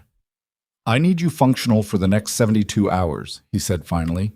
"After that, we have a different conversation about what this organization looks like going forward." "Understood." "The Aldrich meeting. Set it up for tonight if you can get him. Don't tell him what it's about, just that I'm calling in something personal, and it needs to be face-to-face." He looked at the window. "And Marcus, if there's anything, you know that I don't, now is the only moment when that changes anything about where we end up." A long pause. "There's nothing," Marcus said. Damien nodded once, still facing the window. He heard Marcus leave. Outside, the city moved under a sky that was beginning to cloud over again, the second gray afternoon in a row, and Damien Voss stood at the glass and understood with a clarity that felt almost physical that the system he'd built, the organization, the loyalties, the architecture of trust he'd constructed over 18 years, had been compromised from 2 directions simultaneously. By Reyes, from outside, and by the one person he'd trusted most, from within. His phone buzzed, a message from Harmon at Millhaven. "Everything quiet. She's resting. Ate dinner." He looked at the message. Maya. He thought about a pale yellow blanket, and a name already chosen, and a woman who had built something careful and small and real in a 4th-floor walk-up while he was running an operation that had been rotting at 2 of its foundations for over a year. He thought about what the unknown voice had told him, the 48-hour window, the Aldrich meeting, the one play that ended this. He was going to have to make that play with a team he could no longer fully trust, against a man who knew his organization better than he'd understood, with Lillian and his unborn daughter sitting 90 minutes outside the city as the most visible evidence of everything he had to lose. He picked up his phone and called Aldrich. The call rang 4 times. 5. 6. On the 7th ring, it connected. But it was not Aldrich's voice that answered. It was Reyes. "I've been looking forward to this call," Reyes said. "You have Aldrich's phone," Damien said. "I have Aldrich." A pause, the particular pause of a man letting an implication settle into the room it's meant to fill. "He's fine. He's comfortable. He's sitting in a very nice chair in a building you've never been to, and he's going to stay comfortable as long as this conversation goes the right way." Damien turned from the window. His whole body had gone into the specific stillness he'd developed for moments when the correct response was not the instinctive one, when what he felt and what he showed needed to be two entirely separate things. "You moved fast," he said. "I had to. Someone tipped you about the Aldrich piece. I don't know who yet, but I will." The warmth in Reyes's voice had changed slightly, still present, but thinner, stretched over something harder underneath. "Which means the conversation we were going to have in 2 days needs to happen tonight, in person. You're accelerating. Someone forced my hand." A short pause. "That someone also apparently gave you tactical information about my operation, which means I have a problem I need to address, and I'd prefer to address it after we've concluded our business rather than before. So tonight, an address will come to Marcus's phone in 10 minutes. Another pause. "Come alone, Damien. I mean that specifically. I know your security instinct is to bring a team. Don't. I have enough people at this location that a team from you creates a situation nobody benefits from. And Aldrich is released the moment we shake hands." The warmth, briefly, almost genuine. "I'm not a monster. I just need you in the room." The line disconnected. Damien stood holding the phone for 3 seconds. 3 seconds was all he allowed. Then he was moving out of the office and into the outer room where Marcus was standing with an expression that said he'd heard enough through the partially open door to understand the shape of it. "He has Aldrich," Marcus said. "Yes. You can't go alone. He'll have the location rigged to flag any vehicle approach beyond one car. He's been planning this contingency.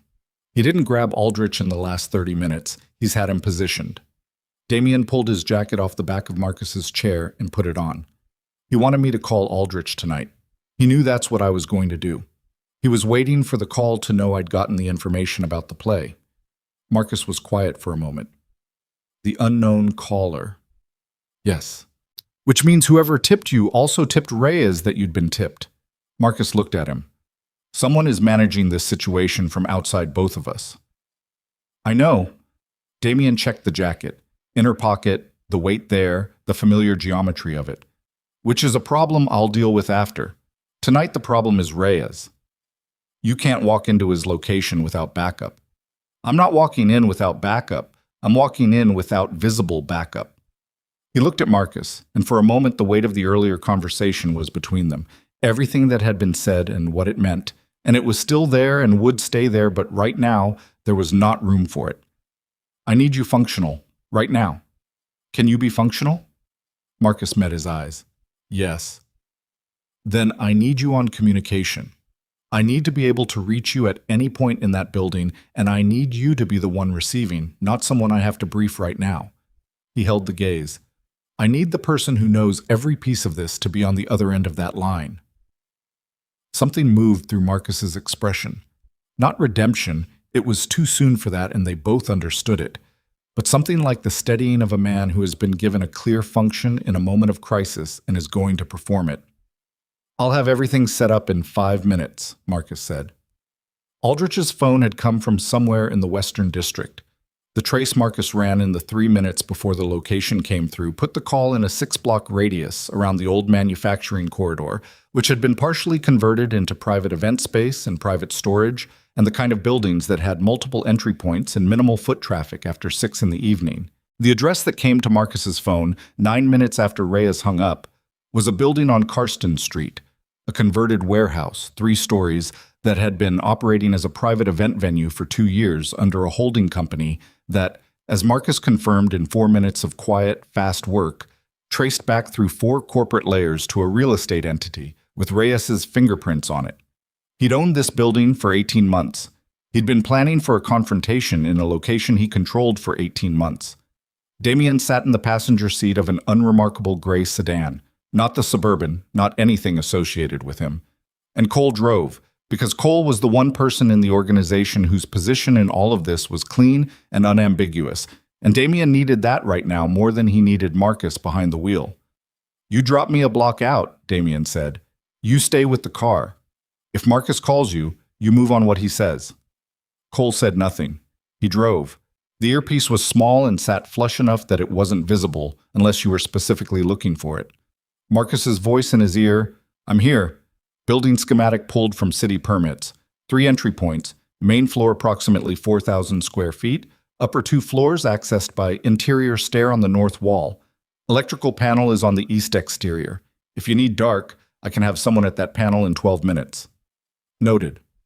His vehicles. I count 4 in the block radius. That's at least 8 men, likely more. Reyes doesn't take chances with numbers. Assume 12. Copy. Cole pulled over on Brant Street, 1 block north. Damien got out. The night air was cold and damp. The earlier mist settled into the pavement and the parked cars. He stood for a moment on the sidewalk, the city ambient around him, and took one deliberate breath. He thought about Lillian at Millhaven. Harmon's message. Everything quiet. She's resting. He thought about Maya. He walked.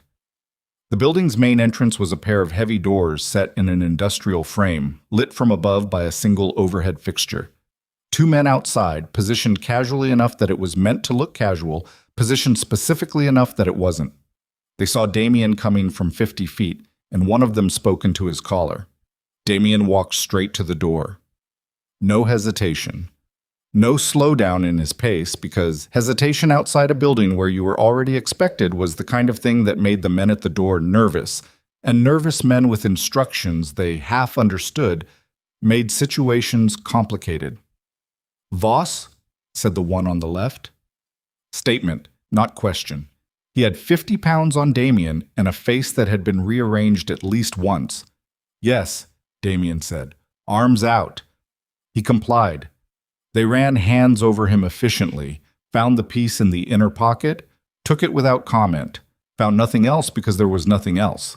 He'd left the second piece in the car deliberately, knowing they'd search twice if the first search was clean, and a second search that was also clean made them more confident, and more confident men were slightly less watchful.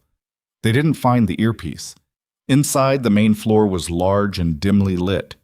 The event infrastructure stripped down for the evening, chairs stacked against the far wall, the space open and echoic.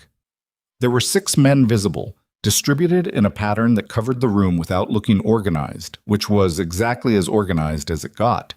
2 near the north stair, 2 at the perimeter, 2 flanking a seating arrangement in the center of the floor, 2 chairs facing each other, a low table, a bottle of something amber, and 2 glasses, which was so specifically Reyes that it almost would have been funny. Reyes was in one of the chairs. He stood when Damien entered, which was a courtesy, and extended his hand, which Damien shook, because this was still a conversation before it was anything else, and they both understood that. Aldrich was in a chair against the far wall, not restrained, not visibly harmed. A thin man in his 60s with city council hair and the look of someone who had been made to understand very clearly what the situation was and had opted to be cooperative about it. He met Damien's eyes for a moment, said nothing. Drink? Reyes poured without waiting for an answer, set a glass in front of the empty chair. Damien sat, didn't touch the glass. Reyes sat across from him and looked at him with those patient, warm eyes, and Damien looked back, and between them was the table and the amber bottle, and 18 months of carefully built pressure, and the knowledge on both sides that this was the room where it resolved. I want to start by being clear, Reyes said. I don't want to hurt you. I want to do business with you. I've always wanted to do business with you. I've respected what you've built, and I've respected how you've run it. And the arrangement I'm proposing is one where you remain operational and functional, and I take on the infrastructure piece that's been fragmented for too long. He poured his own glass. This is not a takeover. It's a reorganization. With you at the top of it. Someone has to be, said simply, as though it were just a fact about gravity. The Port Authority contracts have been split between 4 entities for 11 years. It's inefficient, and it creates friction, and it's left money on the table that all of us could have been collecting. I'm fixing that. He took a sip. You give me the Hartwell contracts, and the Northern Network renegotiates under my umbrella, and in return your operation runs cleaner, runs cheaper, and I guarantee you a fixed percentage of the infrastructure take for the next 10 years. And if I decline? Reyes looked at him. The warmth thinned again, that slight revealing. You have a woman and an unborn child at a property in Millhaven. I know the address. He said it without emphasis, which was worse than emphasis. I've been clear that I don't want to use that. I've been very clear, but I need you to understand that the option exists. In Damien's ear, Marcus, Very quiet. I heard it. Say the word. Damien said nothing into the earpiece.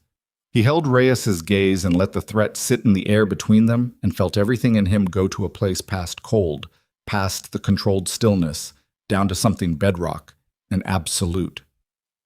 Here's what I understand, Damien said. His voice was very quiet and very flat, and the quality of it made 2 of the 6 men in the room shift their weight almost imperceptibly. I understand that you've been building this for 18 months. I understand that you have significant positional advantage right now, including information about my operation and a city council piece I was planning to use that you've now removed. He paused. I also understand that you grabbed a city council member tonight, which is a different category of action from everything else you've done in the past 18 months, and it means your patience has run out, which means your timeline is compressed, which means something has changed. Reyes was very still. What changed, Colton? A silence. 6 seconds of it, which was very long. The Port Authority RFP closes in 11 days, Reyes said. Not volunteering it. It came out with the slight flatness of a man who has been read accurately and is deciding how to manage that. The proposal has to be filed as a unified entity. I need the Hartwell contracts as part of the filing to demonstrate operational scope. 11 days. Damien recalculated everything. The patience, the 18 months of careful building. It hadn't been patience for its own sake. It had been a deadline he'd been working toward. The Port Authority RFP was a public process, a legitimate filing, the thing that made the whole consolidation legal and permanent and untouchable once it went through. Without the Hartwell contracts, the filing was insufficient. Without the filing, the Port Authority play died, and 18 months of work collapsed. And Reyes needed the filing in 11 days. You're not the only one who filed, Damien said. Not a question. He could see it in Reyes's face. There's a competing proposal. The warmth dropped. Fully this time, down to nothing. What was underneath it was not rage. It was something more controlled and therefore more dangerous. Where did you get that? Who's the other filer?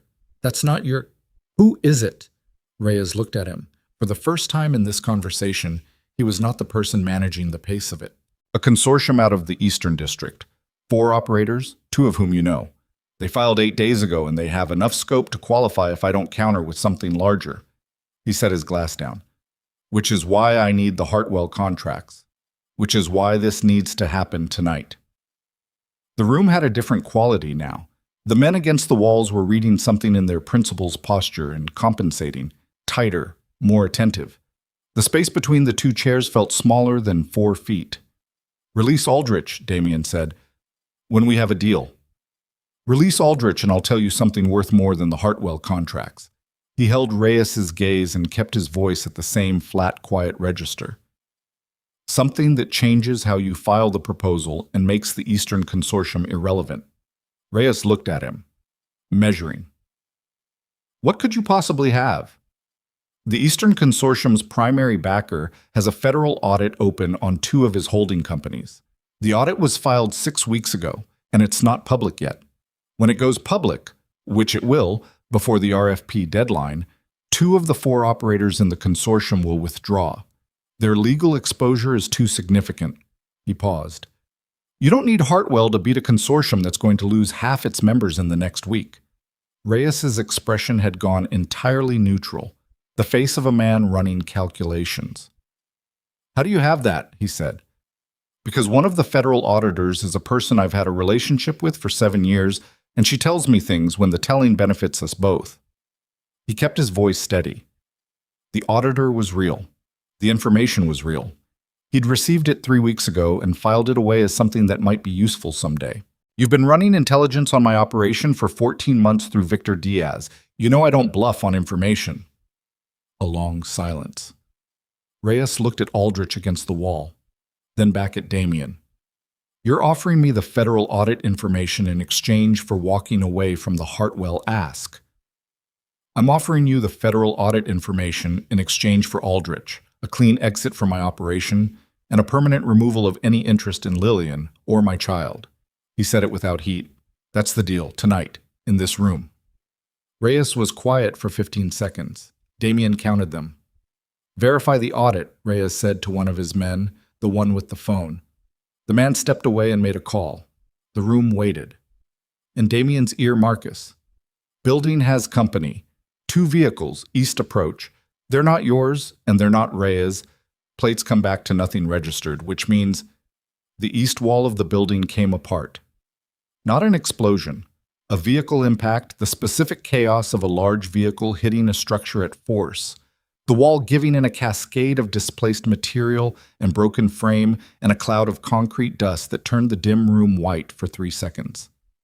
The shock of the impact moved through the floor and up through Damien's legs, and he was out of the chair before the sound finished, moving left, away from center, away from where the breach was.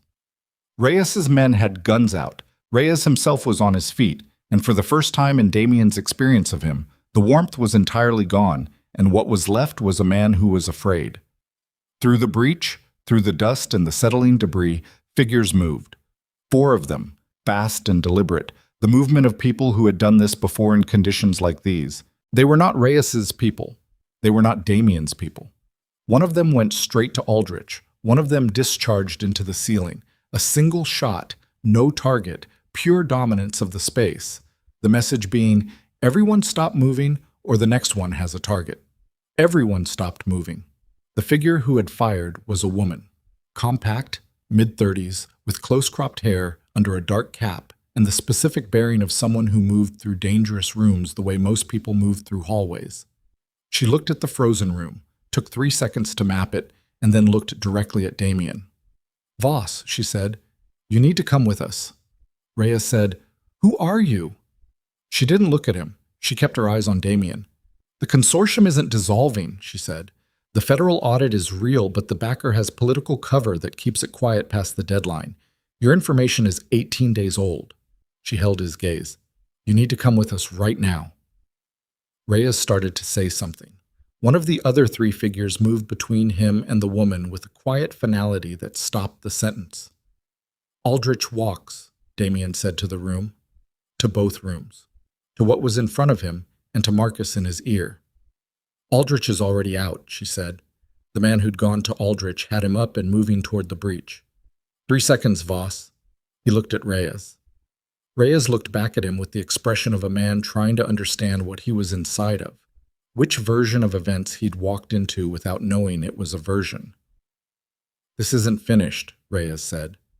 "No," Damien said. "It isn't." He went with them. Through the breach, out into the cold Carston Street night, into a vehicle that was running with a driver who didn't speak. The woman got in beside him. The other 2 were in a second vehicle already moving. The whole extraction from breach to vehicle was under 90 seconds. In his ear, Marcus. "Cole is on your tail. I have eyes. Are you—" "I'm in a vehicle. Following at safe distance. Don't intervene." He looked at the woman beside him. "Who are you?" "My name is not something that matters right now. It will matter shortly. My name is Renata." She said it like she was giving him something she wasn't sure about. "I work for the people who called you this afternoon. The people with an interest in how this resolves. And the audit information is real, but the timeline was wrong. Your contact gave you accurate information. The deadline is the problem." She looked straight ahead, which means Reyes still has the Hartwell leverage and the Northern Network leverage, and you gave him tonight to understand that you know about the competing consortium, which tells him his timeline is more exposed than he thought, which means he is going to move on what he has. She paused. "He's going to move on Millhaven." The word hit him like ice water. "Marcus," he said aloud, dropping the pretense. "Already calling Harmon," Marcus said in his ear. "Calling now." 3 seconds. 5. 8. "Harmon's not picking up," Marcus said, and the specific quality of those 4 words, the controlled flatness failing slightly at the edges, reached through the earpiece and took hold of something in Damien's chest. "Cole," Damien said, loud enough that the driver heard it. The gray sedan that had been following at safe distance was suddenly visible in the side mirror, closing the gap. "Where are we going?" Renata said. "Millhaven," Damien said, and the way it came out had nothing controlled in it, nothing managed, nothing of the 18 years of discipline he'd built around himself like a second skeleton. Just the word, just the place where his daughter was. That's 90 minutes, Renata said. 60, Damien said. Cole had already run a red light. Damien dialed Harmon again. It rang. Rang! The sound of it sitting there going unanswered was the loudest thing he'd ever heard. On the fifth ring, the call connected, and what he heard in the first second was not Harmon's voice. It was ambient sound, background noise, the particular audio texture of a space where something was happening. Then Harmon's voice, strained in a way it had never been. "We have contact. 3 vehicles. They came through the gate." A sound. Unclear. "Damien, the house is—" The call dropped. Damien looked at the phone in his hand, at the dark screen. He looked up at the road ahead, the highway on-ramp, the distance, the 60 minutes of distance between him and the house where Lillian was sleeping. He had never in his adult life been afraid. He was afraid now. "Drive," he said to Cole, and Cole drove like the road was something to be fought, and the city fell away behind them. And the dark highway opened ahead, and Damien Voss sat in the back of a car going as fast as it would go and felt every second of the distance like something. They made it in 54 minutes. Cole drove the way men drive when they understand that the distance between where they are and where they need to be is not a logistical problem, but something else. Something that has moved past calculation into the territory of pure necessity. He ran the highway at speeds that made the sedan shudder on curves, and he didn't speak, and Damien sat in the back with the phone in his hand, trying Harmon's number every 90 seconds and getting nothing. Renata sat beside him and said nothing, which was the correct choice. Marcus was in his ear. "I have contact with one of the secondary team at Millhaven. Reyes sent 4 vehicles. They hit the gate 12 minutes ago. Harmon's team engaged. I don't have a casualty count. I don't have eyes inside the property." A pause. "Clara got Lillian to the basement safe room before contact. That's confirmed. The room is reinforced. It has its own line, but the line isn't answering." The basement safe room. He'd had it installed 2 years ago as a standard precaution when he purchased the property, the same way he'd installed the security system and the generator backup, one of dozens of contingency measures built into a life that required contingency measures. He'd never imagined using it for this. He'd never imagined Lillian in it. "How far out is any support?" Damien said. "I have 2 of our people from the city. They were already moving when I called Harmon. They're maybe 8 minutes behind you." 8 minutes was a long time. Cole turned off the highway onto the private road that led to the property, and immediately they could see it. Light where there shouldn't be light. One of the exterior fixtures broken. A vehicle at an angle near the gate that was not supposed to be there. Cole cut the headlights without being asked and slowed, and Damien had the door open before the car was fully stopped. He moved through the dark of the tree line, parallel to the driveway, the way he'd learned to move in spaces that had unknown threats in them, low, fast, not in a straight line. The gravel driveway crunched under the feet of men he could hear but not see yet. He counted voices. 2, close. More, further, near the east side of the house. The front door was open. Light from inside cut a rectangle across the stone steps. One of Reyes's men was at the corner of the building, positioned to watch the driveway, and he was watching the driveway when Damien came at him from the side, not from the direction he was watching. The man started to turn, and Damien was already inside his reach, and the engagement was brief and physical and ended with the man down and Damien with the man's weapon, which was better than no weapon. He went through the front door. The main floor had been gone through. Not ransacked, not randomly, but searched.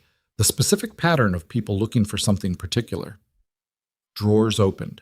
The panel in the hallway, the security panel he'd shown Lillian, forced open and the wiring pulled. They'd been trying to cut the safe room's power isolation, which told him the room was doing its job, which meant Clara had gotten Lillian there, and the room had sealed correctly. 2 men on the main floor, both turning when he entered. The first exchange was fast and loud, and one of them was down, and the other was retreating toward the north stair, and Damien took cover behind the kitchen island, and the sound of the gunfire in the stone house was enormous, filling the space, bouncing off surfaces. He was not a man who fought with guns as primary tools. That was for other men, men in his organization who were trained for it. But he'd learned over 18 years that you learned enough to survive the moments when other tools were unavailable, and he was surviving this moment. He heard Cole enter behind him. Cole, who had followed up the driveway at a run because 60 seconds had passed since Damien went through the front door, and Cole understood what 60 seconds without communication meant. Cole went left, Damien went right, and the man on the stair made a decision, and the decision was wrong. Harmon appeared from the east hallway. He was moving with his left arm held close to his body in the way you held an arm that had taken damage, face cut above the eyebrow and dried blood down the side of his face, but his eyes were clear and his weapon was up. "How many still active?" Damien said. "2 inside that I know. 3 outside when I last had eyes, so maybe 2 now." Harmon's voice was rough but controlled. "I lost Sato in the first 60 seconds. Peters is covering the east exterior." Sato was 26 years old, had a sister in Phoenix. Damien filed that information in the part of his mind that dealt with things after the moment, not in the moment. "Safe room. Sealed and holding. I confirmed audio contact with Clara 11 minutes ago. Lillian is—" He stopped. Something moved through his expression. She was having contractions when they went in. The sentence landed. "Contractions," Damien said. Clara said stress-related. She said it happens. She said— Harmon pressed his mouth together. "She said they needed to get out of there as fast as possible and get Lillian to a hospital." Damien looked at the door to the basement stair. He looked at the front of the house, where the sounds of the remaining exterior engagement were still audible. He made a calculation that lasted approximately 1 second. "You and Cole clear the exterior," he said to Harmon. "I'm going to the safe room." He went down the basement stairs with the weapon up and the stairwell clear. The basement was stone and cool and partly dark, one overhead fixture intact. The safe room door at the far end. Heavy steel, flush set, with a keypad that was running on its own isolated power, exactly as designed. He put his hand on the keypad. "Clara," he said, loud enough to carry. "It's Damien. It's clear down here. Open the door." A pause. 10 seconds. 15. Then Clara's voice, muffled through the steel. "I need the code confirmation." 7-4 Alpha 9. The door opened. Clara was a woman in her 60s who'd managed the Millhaven property for 3 years, and who Damien had never seen rattled by anything. She was rattled now, not visibly, not in any way she'd admit to, but in the tightness around her eyes and the precise economy of her movements. She stepped back to let him in, and he went through the door and saw Lillian. She was on the floor against the far wall, which was where the room's most reinforced point was, sitting with her back against the stone and both hands flat on her stomach, and her face was pale but her eyes were open, and when she saw him something moved through them that was more complicated than relief. "Hey," she said. Her voice was steady. It cost her. "Hey." He crossed the room and crouched in front of her. He put one hand on her face, just for a second, just to have the contact, to have the real material fact of her in front of him, and her eyes closed briefly and then opened. "Contractions," he said. "They're not close together. Claire's been timing them." She took a breath, held it briefly. "I'm okay. We need to get you to a hospital." I know that." She looked at him. "Is it over?" He thought about the 2 remaining exterior threats, and Harmon and Cole moving to clear them, and the 8-minute backup that was now probably 3 minutes out. "It's close. Is Sato—" She'd met Sato once, briefly, when Harmon had introduced the team the previous evening. She'd made a point of learning the names. "Don't think about that right now." She looked at him steadily. "Damien." He held her gaze. "Yes." She closed her eyes again, nodded once, very small. She'd understood the answer. Above them, the house was quieter. The exterior sounds had diminished and then stopped, which was either the situation clearing or something worse. And he had the phone to his ear, and Marcus said, "Harmon has the exterior. Backup just turned onto the private road. It's clear." He got Lillian up carefully, Clara on her other side, and they went up the stairs and through the house without Lillian looking too hard at the main floor. And Cole met them at the front door, and he took Lillian from Clara and supported her to the sedan. And Damien's backup vehicles were coming up the driveway, and he handed the scene to them with 3 sentences and got in the car with Lillian.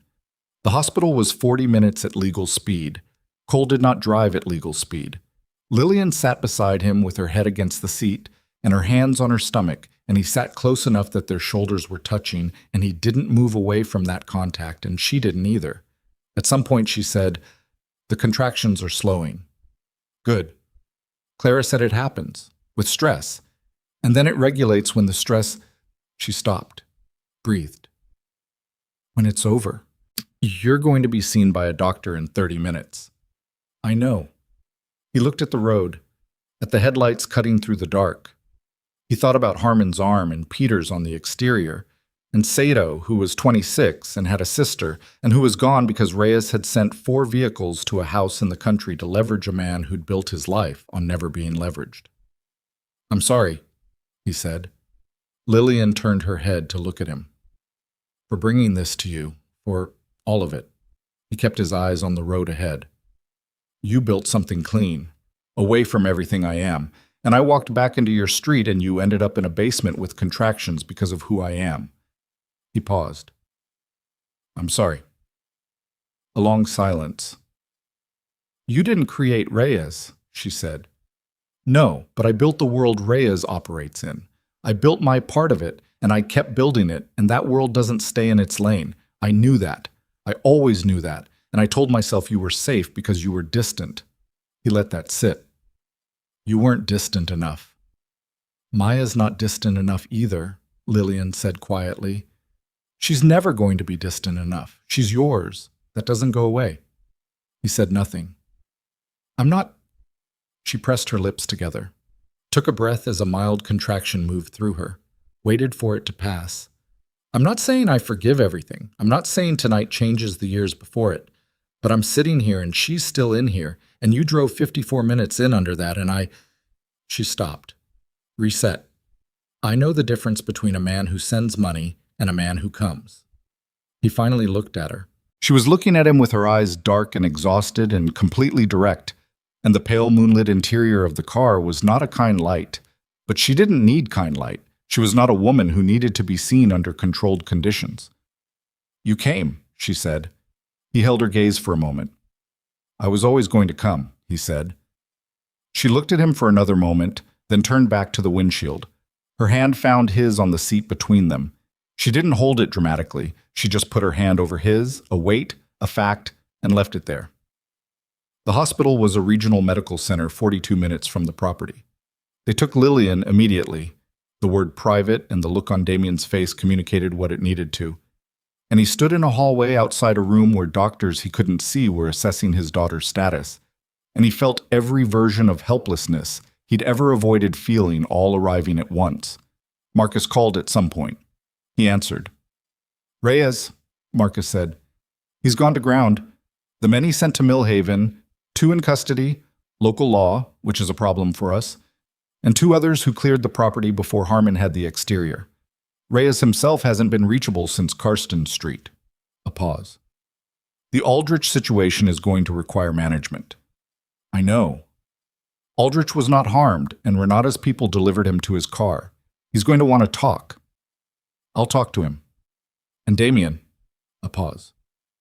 "Pratt. And the other thing." "I know about the other thing," Damien said. "When this is over." He stood in the hallway and looked at the door for a long time. A doctor came out after 40 minutes, a young woman who looked like she'd been awake for too long and had the particular calm of someone who dealt with emergency as a professional condition. She told him the contractions had stopped. She told him the baby's heart rate was strong and regular. She told him Lillian needed 24 hours of monitored rest and then could be moved, if necessary, to a private facility for the remainder of the pregnancy. "She's asking for you," the doctor said. He went in. The room was small and clinical, and Lillian was in the bed with monitors attached, and her color was coming back, slowly but coming. And she looked at him when he came through the door with the expression of someone who has been through something and is on the other side of it and knows that both things are true simultaneously. He sat in the chair beside the bed. Neither of them said anything for a while. The monitors made their quiet, rhythmic sounds. "She's okay," Lillian said finally. Yes. The doctor said, I know. I talked to her. Lillian looked at the ceiling for a moment. I'm not doing this again, she said. No. I'm not going back to any version of that. Basements and safes and men with... She stopped. The jaw tightened. No. I know. Then what does that mean? Actually mean? Because you can't just come and be present and do the right thing in the crisis and then go back to everything that created the crisis. She turned her head to look at him. That's not enough. That was never enough. I didn't leave because you were absent when things were bad. I left because you were absent when things were fine too. I know that. Then tell me what changes, not what you intend, not what you're going to try. Tell me what specifically changes. She held his gaze and there was no anger in it, which made it harder. Just the honest, direct, slightly exhausted demand of a woman who had been through too much to accept abstractions. Because I want... She stopped. Her voice shifted just slightly. I want you to be someone Maya knows, not someone who sends things and makes arrangements, someone she knows. Do you understand the difference? Yes, he said. He meant it in a way he hadn't meant things in a long time, without the management layer between the meaning and the words. She looked at him. She was reading him the way she always read him, that specific Lillian thoroughness that had always been able to find the seams in whatever front he was presenting. And she was reading him now, and he let her, didn't construct anything, just sat in the chair with the hospital light on him, and let her see whatever was there. Okay, she said finally. Quiet. Not absolution, Hodds. Not forgiveness in total. Not the resolution of 3 years in a single word. Just a door opening a careful amount. Okay? He stayed until she was asleep. Then he went into the hallway and sat in a plastic chair and called Marcus and dealt, one by one, with the pieces of the situation that required dealing with that night. The 2 men in local custody. There was a lawyer who handled these things, and the lawyer was called.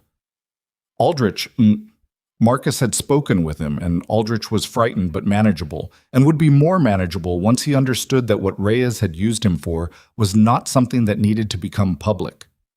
Harmon's arm, a clean break, already being set at a facility in the city. Peters, who had held the east exterior through the entire engagement without relief and was fine, physically, and had asked for 2 days off, which was granted immediately. Sato. Damien sat with that one for a moment before he spoke to Marcus about it. About the sister in Phoenix and what would be communicated and how, and the provision that would be made, and the fact that none of the provision would be adequate, and he understood that. The Reyes situation.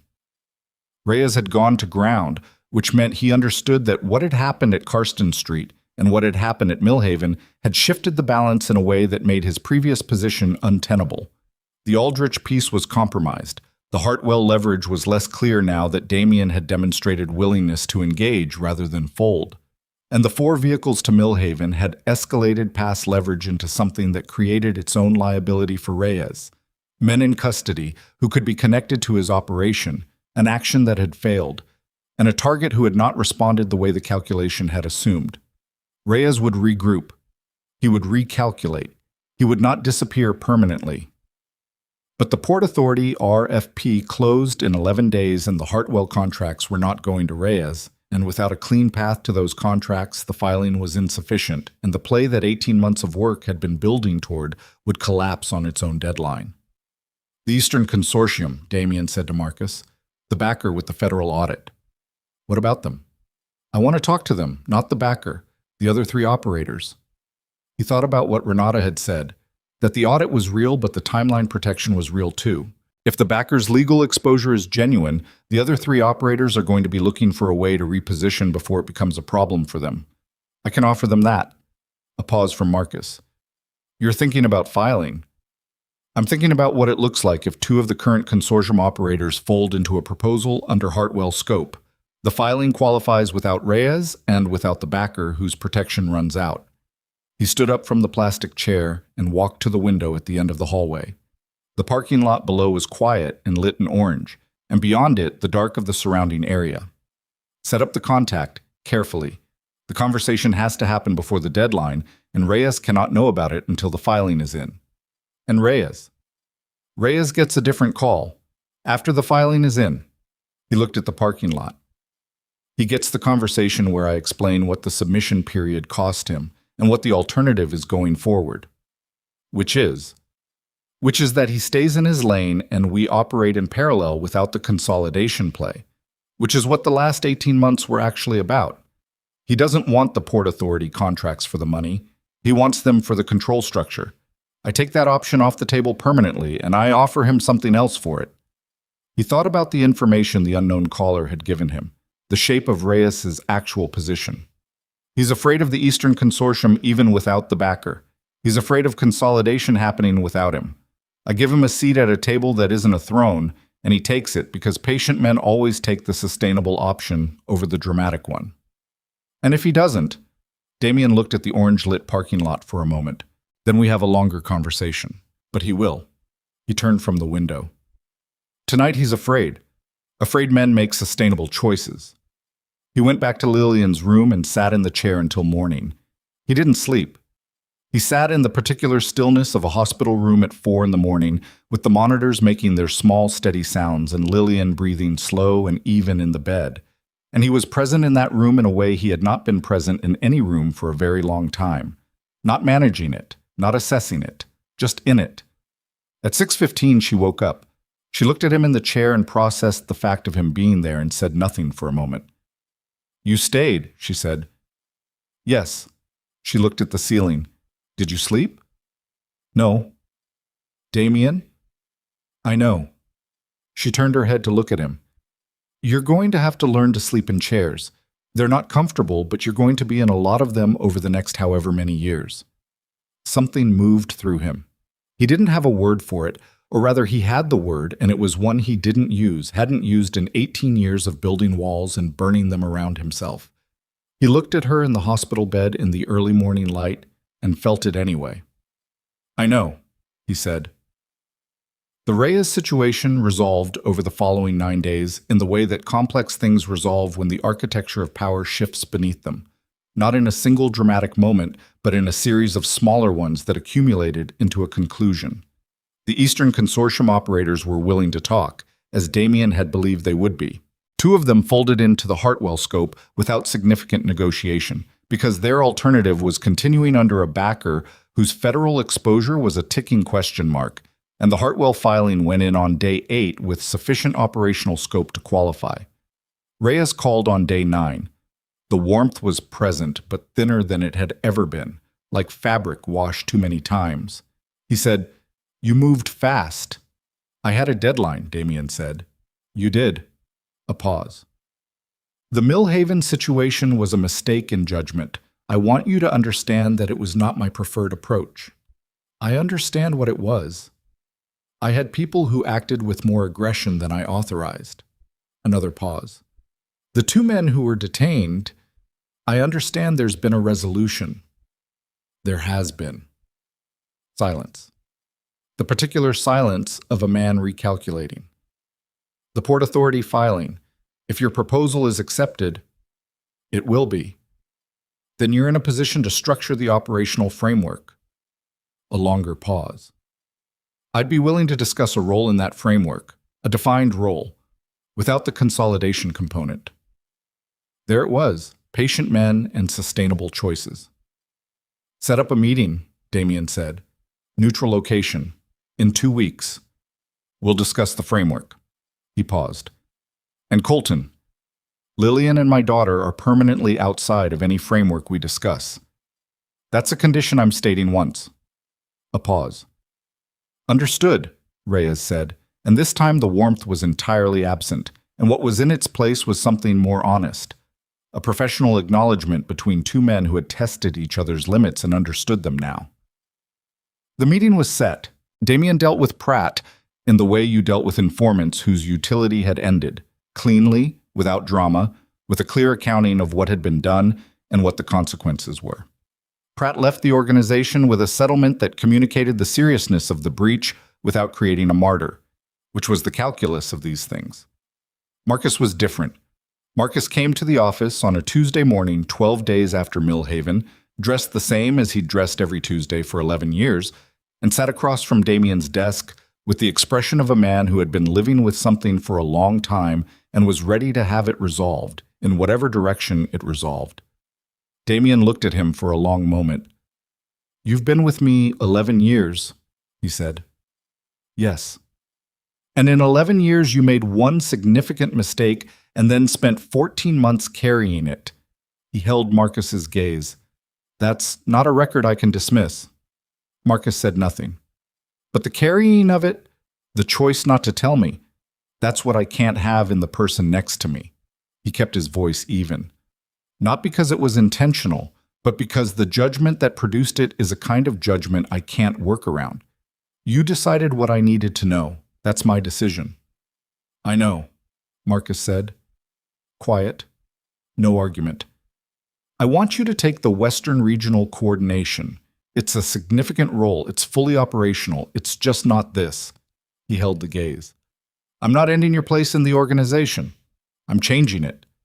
Marcus looked at him for a long moment.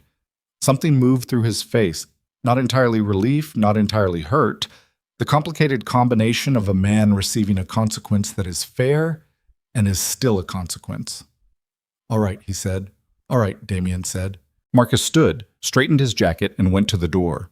At the door he stopped. "For what it's worth," he said, without turning around. "She's going to be good for you. What you're doing, with Lillian."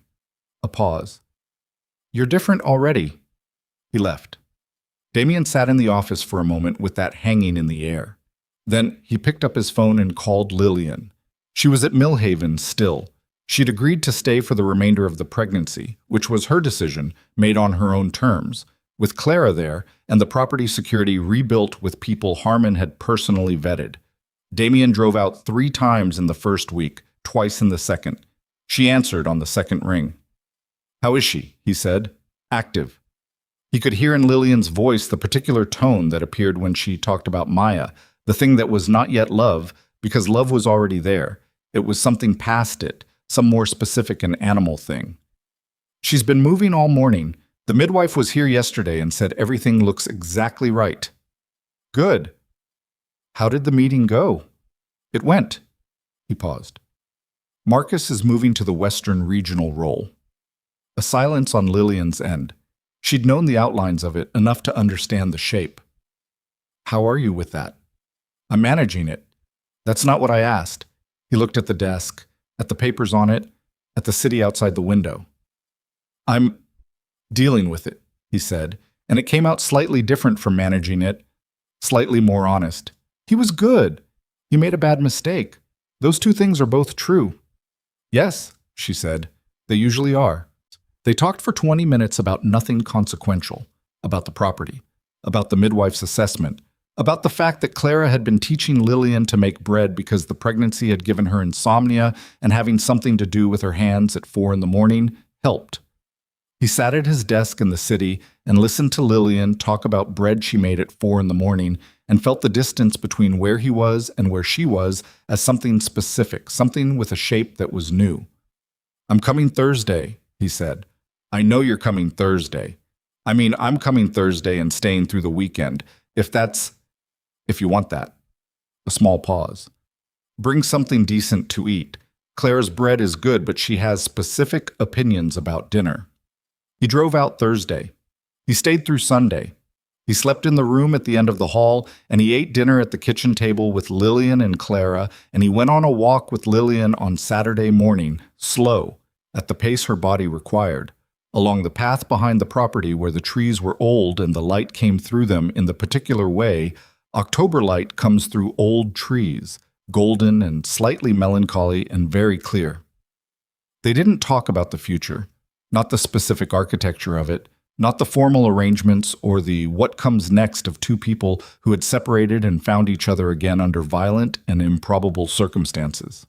They walked, and he matched her pace, and she told him things about the pregnancy he hadn't known, small things, the way Maya responded to music, and the fact that she seemed to be most active at night, and the specific, unrepeatable quality of knowing that a person was forming inside you. He listened. He asked questions. He didn't manage the conversation toward any particular destination. On Sunday morning, he sat at the kitchen table drinking coffee while Lillian was still sleeping and Clara was in the garden, and the house was quiet in the morning way that houses get when nothing is required of anyone yet. And he held the coffee mug and looked out the window at the tree line and thought about 18 years, about what it had built and what it had cost, and the specific accounting of those two columns. He thought about Cito, 26, a sister in Phoenix. He thought about Lillian at the sidewalk in the rain, holding a metal kiosk, alone. He thought about the pale yellow blanket and a name already chosen, and the expression on Lillian's face when she'd said it, Maya, with the particular helpless softness of someone who had already become a mother months before the fact. He thought about what Marcus had said at the door. You're different already. He was different. He could feel it the way you feel a shift in the physical structure of something. Not imagined, not willed, something that had actually moved.